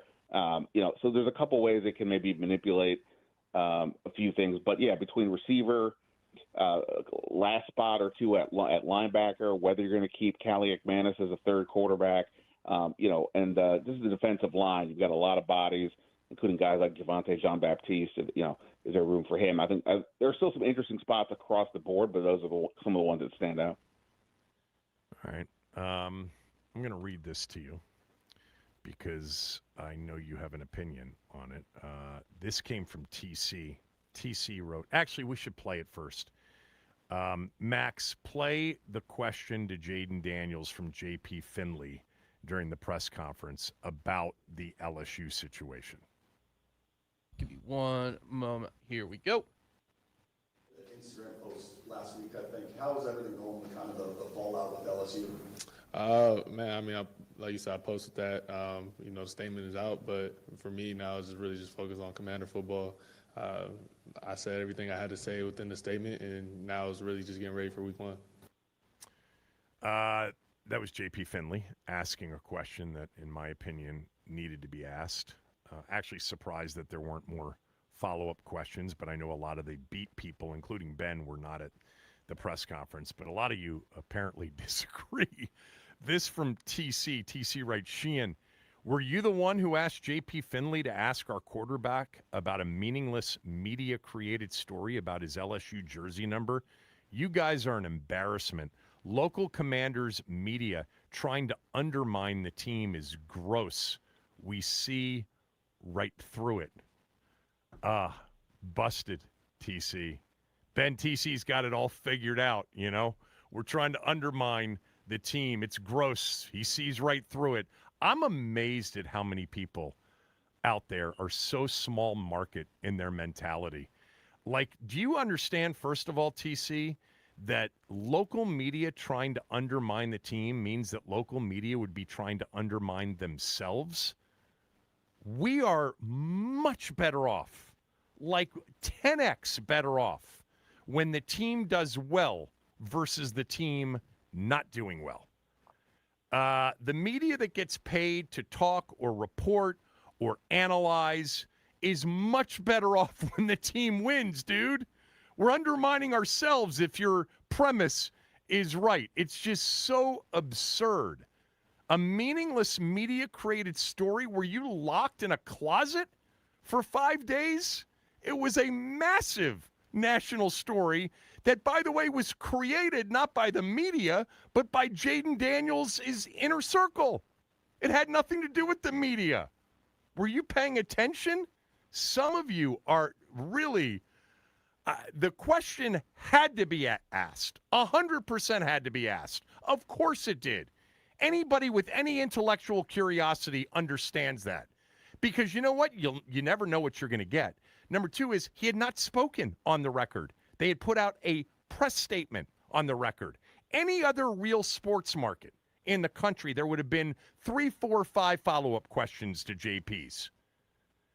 I don't know. For me, Ben, we talked about this a little bit on Friday. This is a fascinating story with so many layers. For us in Washington, it was about a major peek inside the franchise quarterback's inner circle. I think anybody that's curious, all right, that cares about this team or is just an NFL fan, doesn't have to just be a Skins fan, especially during the month of August. This is something that is of actual substance because of the layers that you can sink your teeth into.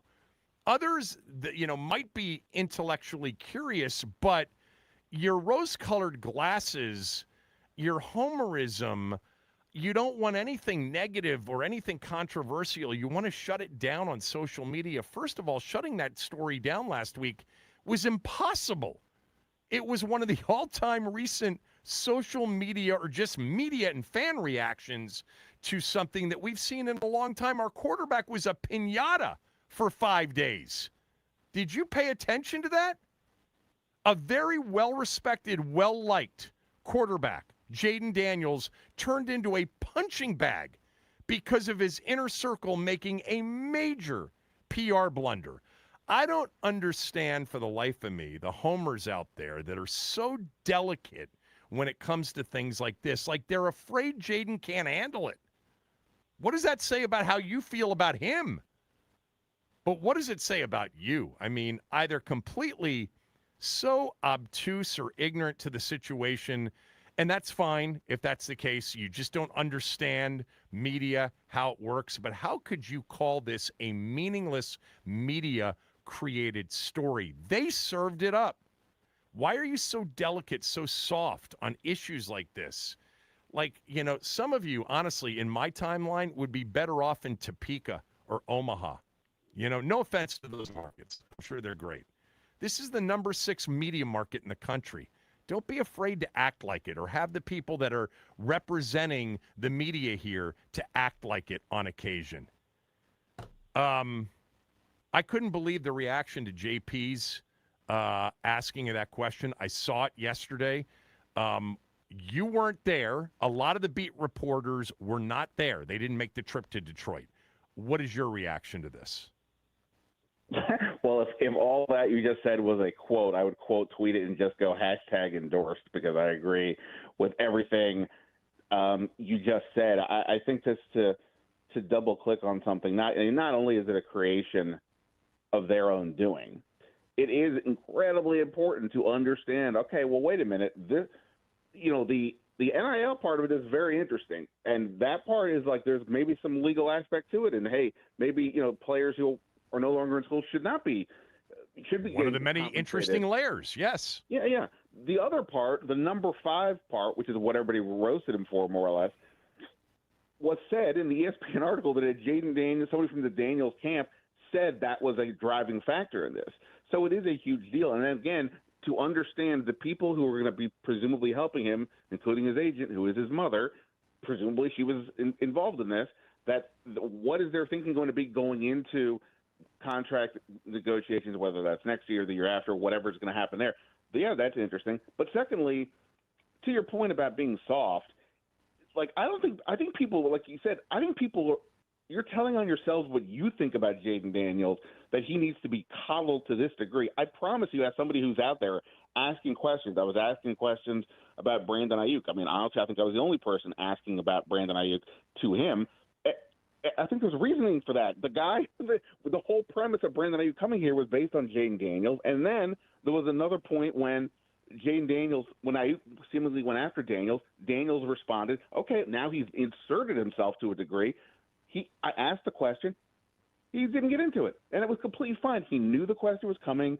The PR out there is aware when topics arise. He's not upset. He gets it. There's nobody's upset at all except for the people outside who think he needs to be babied for some reason. It is incredibly baffling, and we are just not even like a tough beat, like in general. No offense. No, I mean. It's not even close. I mean, and to that point, again, there were other people at the press conference besides JP. I couldn't, as you heard in that JP bit, you can't quite hear anybody's asking questions. There were other people there who could have asked questions, but asked things that they didn't ask tougher questions. I'm just proving my point of that this is not a very tough beat, across the board. So yeah, and also a lot of these people, I'm sure, are the same ones who just want us to rip Dan Quinn every day about whatever the topic is, but we can't ask the quarterback, hey, this thing that you brought up into the world, could you talk about? Right. Okay, sure. That's over the line. It is amazing. The level of like either dishonesty or again just ignorance to this, media created story bit that look, I've been getting it in my timeline since I started to talk about it the day it came out, and I had Mark Schlabach on the show. It's dishonest. Like you can't be that much of a sensitive homer to actually not know that they created this story. And by the way, again, there are things like this occasionally that, based on the time of year, it's like, oh, we can ride this for, call segments for 2 or 3. In what I do, we could ride this for 2 or 3 call segments easily. People care more about this than talking about Julian Good-Jones for sure. But this one legitimately, if you're curious, has so many layers to it because it was such a major peak for many people inside his inner circle, and he's a franchise quarterback.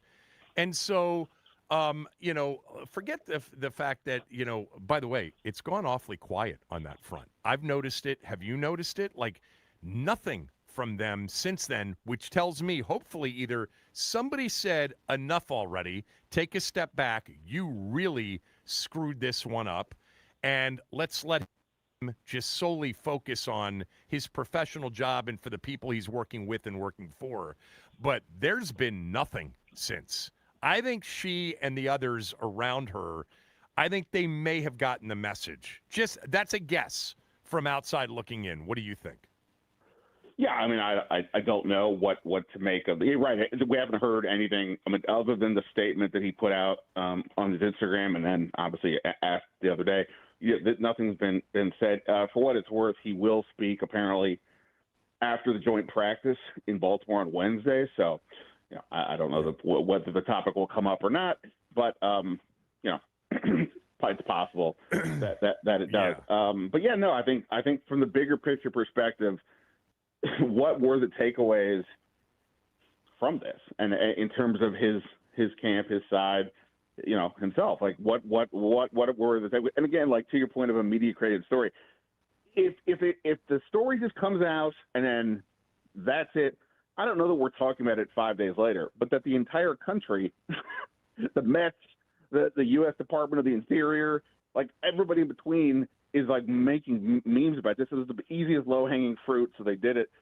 That's why the story has legs, essentially. I mean, not only is it interesting for the layers that you discuss, but it's because it became such a national topic to the point that he himself felt compelled to put out a statement. Yeah. So, like, that statement's not coming out if we're not getting all that stuff, and that has nothing to do with the local media. So, yeah. And for those that say, well, he put the statement out, that should end it for you guys. No. That's a statement.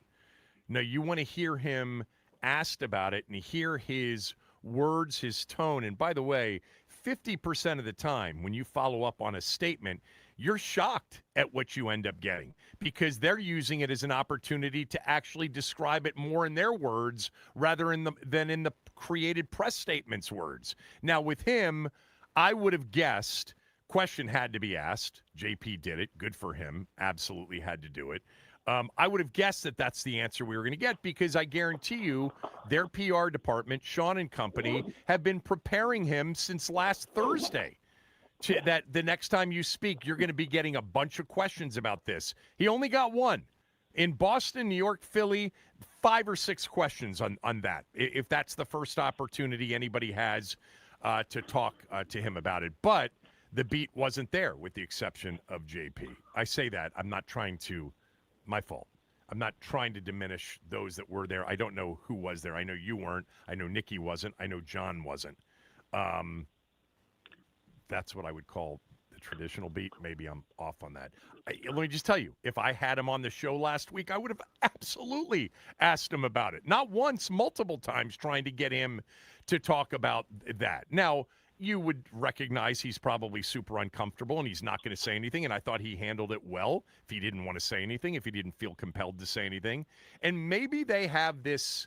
Maybe this mistake was recognized. They have taken it seriously because it obviously backfired on them, and we're going to get less of it from the inner circle moving forward. That's really what I think everybody that's been close to the situation has been hoping for.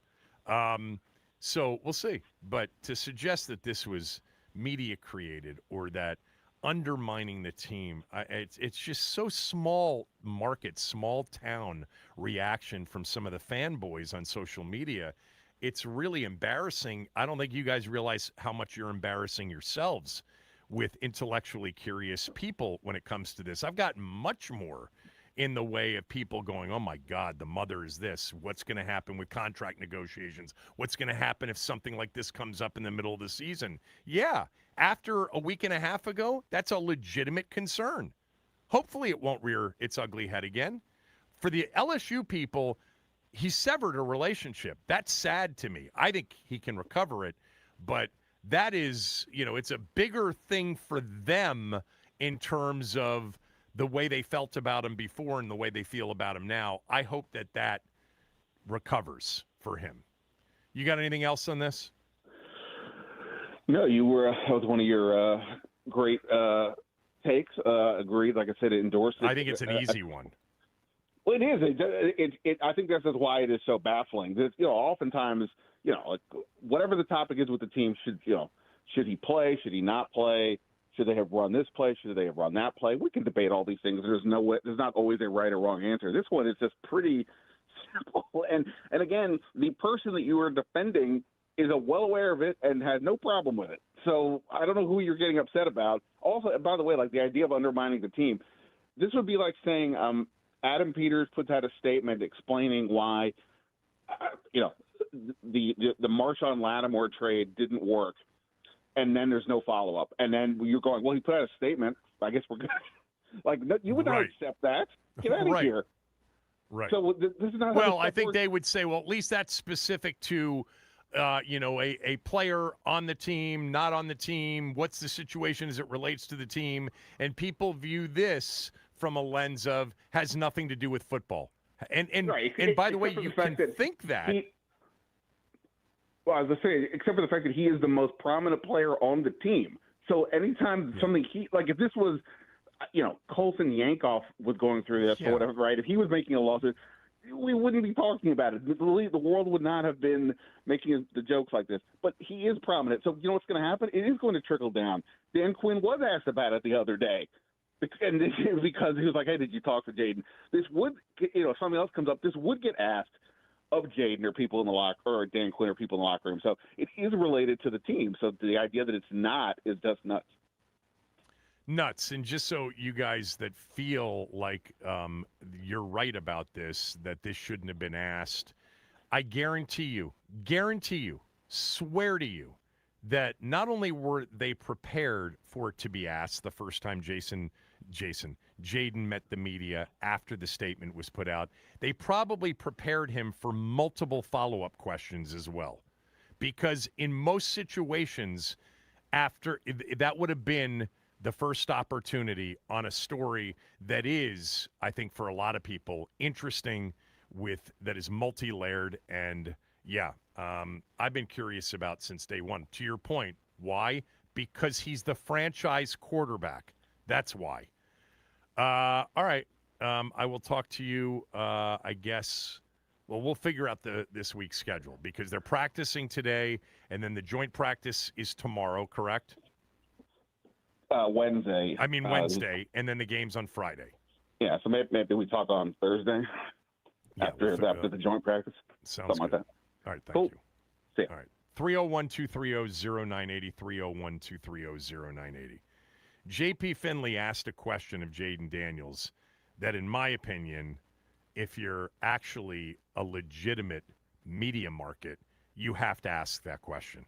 I actually was surprised that more follow-ups weren't asked. But part of it also was the way Jaden handled it. Some of you have a major problem with it. You've heard how I feel. How do you feel? Phone lines are open. 301-230-0980, 301-230-0980. There's also another breaking NFL news story related to an owner of an NFL team. I'll talk about that when we come back. Kevin Sheehan Show, the Team 980 and the team980.com.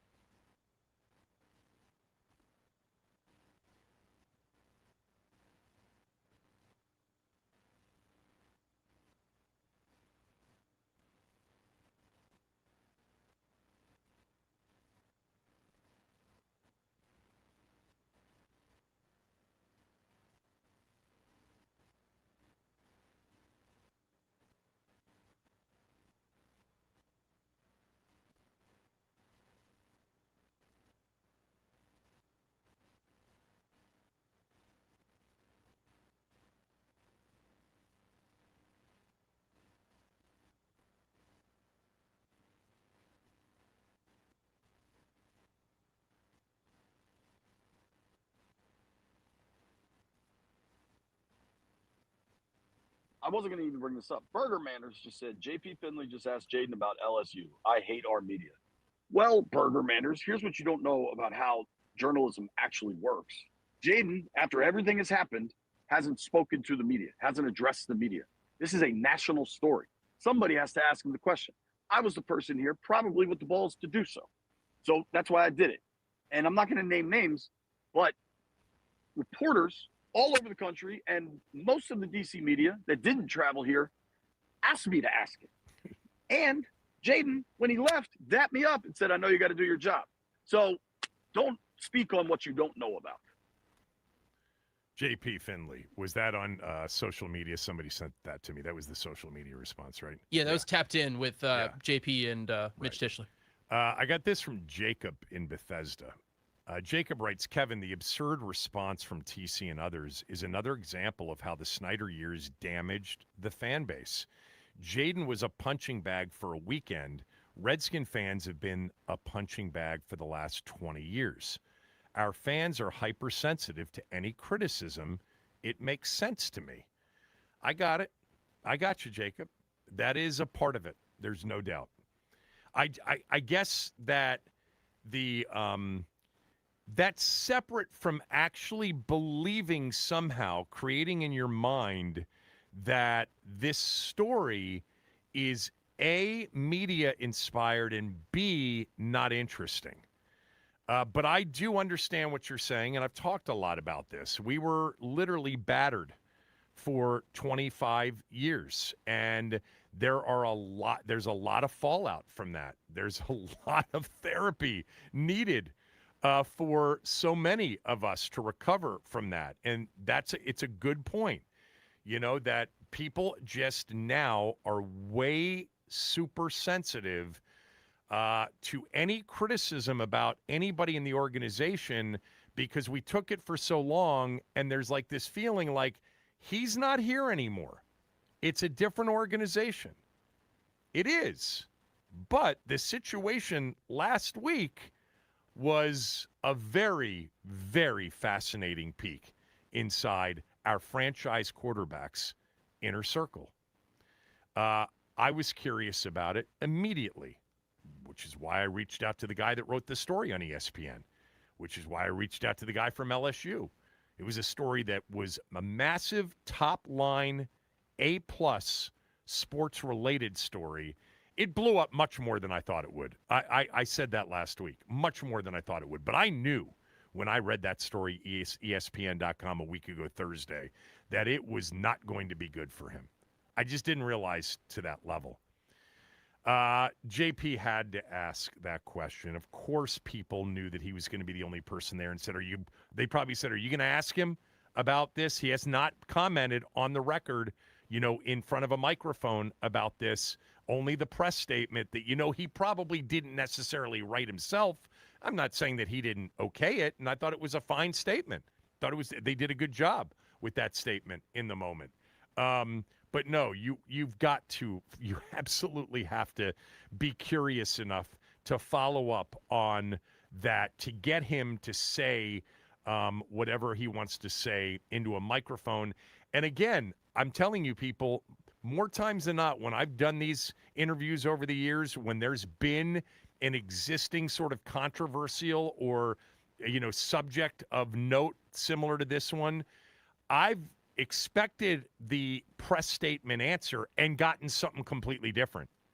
That's the thing about sort of in the moment live. You might actually get something that's truly deep down how he feels about it.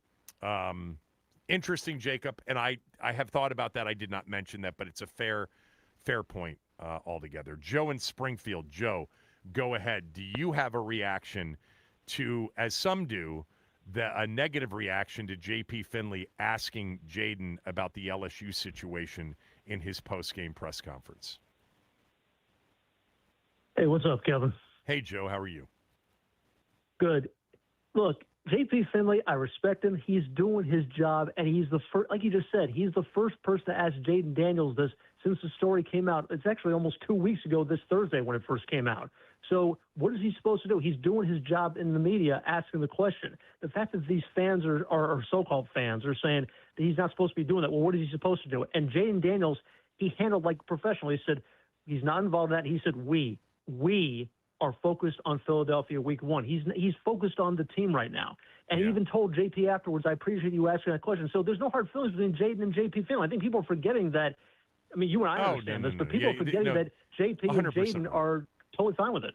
So, yeah, there's nothing wrong with JP Finley. That's my question. I would ask the same thing. The old PR department, A, wouldn't have prepared him. B, would have taken the same tact as these delicate, flowered fans with rose-colored glasses that thought it was a travesty that he was asked about it. This PR department is actually a grown-up PR department. They probably prepared him to be asked multiple questions as it related to this topic, with this being his first public appearance since the story that they put out. They put out 2 weeks ago this coming Thursday. Thanks, Joe in Springfield. Let's go to Chris in Annapolis. Chris, go ahead. Thanks for having me. I got news for people. It's not the last time he's going to be asked. The second this team gets into the regular season and the national media is around, they're going to ask. They're going to want to know if there's a resolution, whether anybody likes it or not. It's not over because he just said he's not going to talk about it and he's focused on week one. So JP gave him a chance, I thought, to actually get ahead of it a little more. But it's more is coming. It's not over yet. Well, I'll tell you this. It's certainly not over with the LSU fan base. That's for sure. This is a story in Baton Rouge. But like all stories, and I would push back a little bit, I would agree that there could be more to this down the road. But once the games start, everything else tends to get masked by the results of the games, the excitement of the games, the focus on the real games. And he has a chance to do that by playing well. I think that for me, this was, a lot of us have certainly been hearing, Tommy was one of the first to sort of bring it up, just about how, the mother specifically, Regina Jackson, 5-year ban from Arizona State when Jaden was there, an overly involved, very controlling mother/agent. She's a certified agent. We have a massive contract, situation coming. You don't think, by the way, that she's going to be asked, she's going to be a media focal point during these contract negotiations, just like any agent would be. So this was a peek inside the dynamic that some already knew a little bit about, but that now all of us know a lot more about, that I think is just interesting to consider. All right, I got to get another break in here. Kevin Sheehan Show, the Team 980, theteam980.com.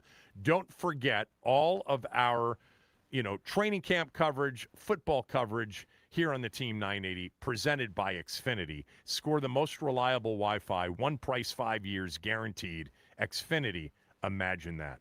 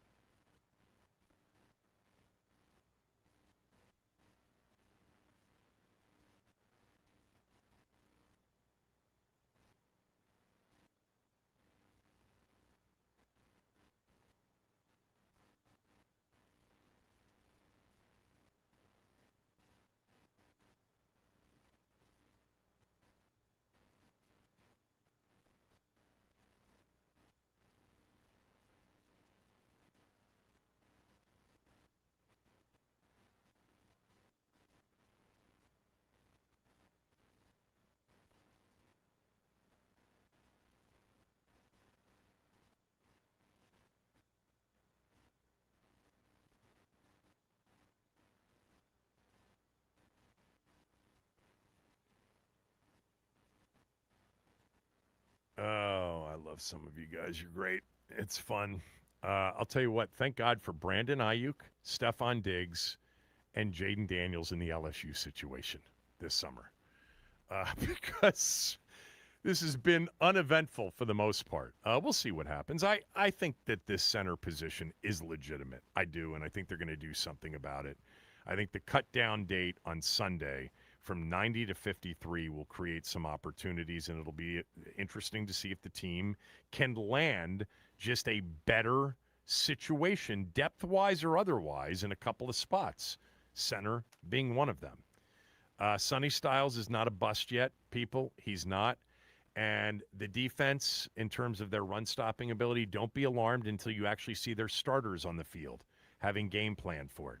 I do think that those that just assume that defensively this team is ready to roll with all of the new players and the new coordinator, and they're going to be way ahead of the offense.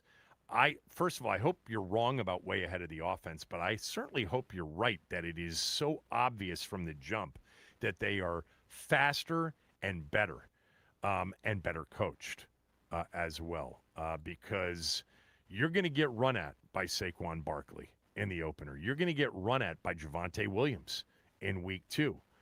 Seattle's going to want to run the football in week 3. With the other Notre Dame running back that they picked at the end of the first round. It's and then, as I pointed out before, this is all on paper, subject to change, but man, they are going to face some defensive football teams. Philly and Seattle, 2 of the first 3 games against 2 of the top 3 or 4 defenses in the league last year, and neither one of them seems to have taken a step back personnel-wise, certainly not Philly. Philly's defense, if it ends up being bad without, like, it being injured, that would be a shocker, even though defenses year to year do surprise on occasion. So the NFL owner story, Jed York, the owner of the San Francisco 49ers, pled no contest to a pair of misdemeanor charges earlier today after being arrested in Ohio on suspicion of engaging in prostitution. Man, that Ohio, man, although I think Deshaun Watson did most of his damage in Texas, right? I think so, before he got to Ohio. The Yorks, by the way, are from Ohio. I'm pretty sure that 49ers ownership, they are from like western or eastern Ohio or western PA in that area, because you can hear it in their voice when they talk. It's got that western PA, eastern Ohio Danton accent. Hey, congrats to the Mystics who qualified for the WNBA postseason for the first time in 3 years. They beat the Fire yesterday. The Fire, of course, played their basketball in the WNBA in Portland. And by the way, did you see this? It was a comeback win in which the Mystics scored 40 points in the fourth quarter. 40 in the fourth quarter. That's a lot of points in a WNBA game because they only play 10-minute quarters. So good for them. And then Caitlin Clark went off last night, too. What else did I have on my list? We never got to Daquan Wright heading back to college from the NFL, one of the 30 players that got the clearance to go back to the NFL. Look, honestly, we'll get into this subject maybe more tomorrow. I don't really have a problem with this. If you get cut by an NFL team and there is a legal way to go back and make money, I don't. Let me just say this. I don't have a problem with the player doing it. I don't have a problem with LSU doing it. I don't have. And once these games start, man, I think all of this is forgotten. All right, we got to get out of here. Back tomorrow. Chris is next.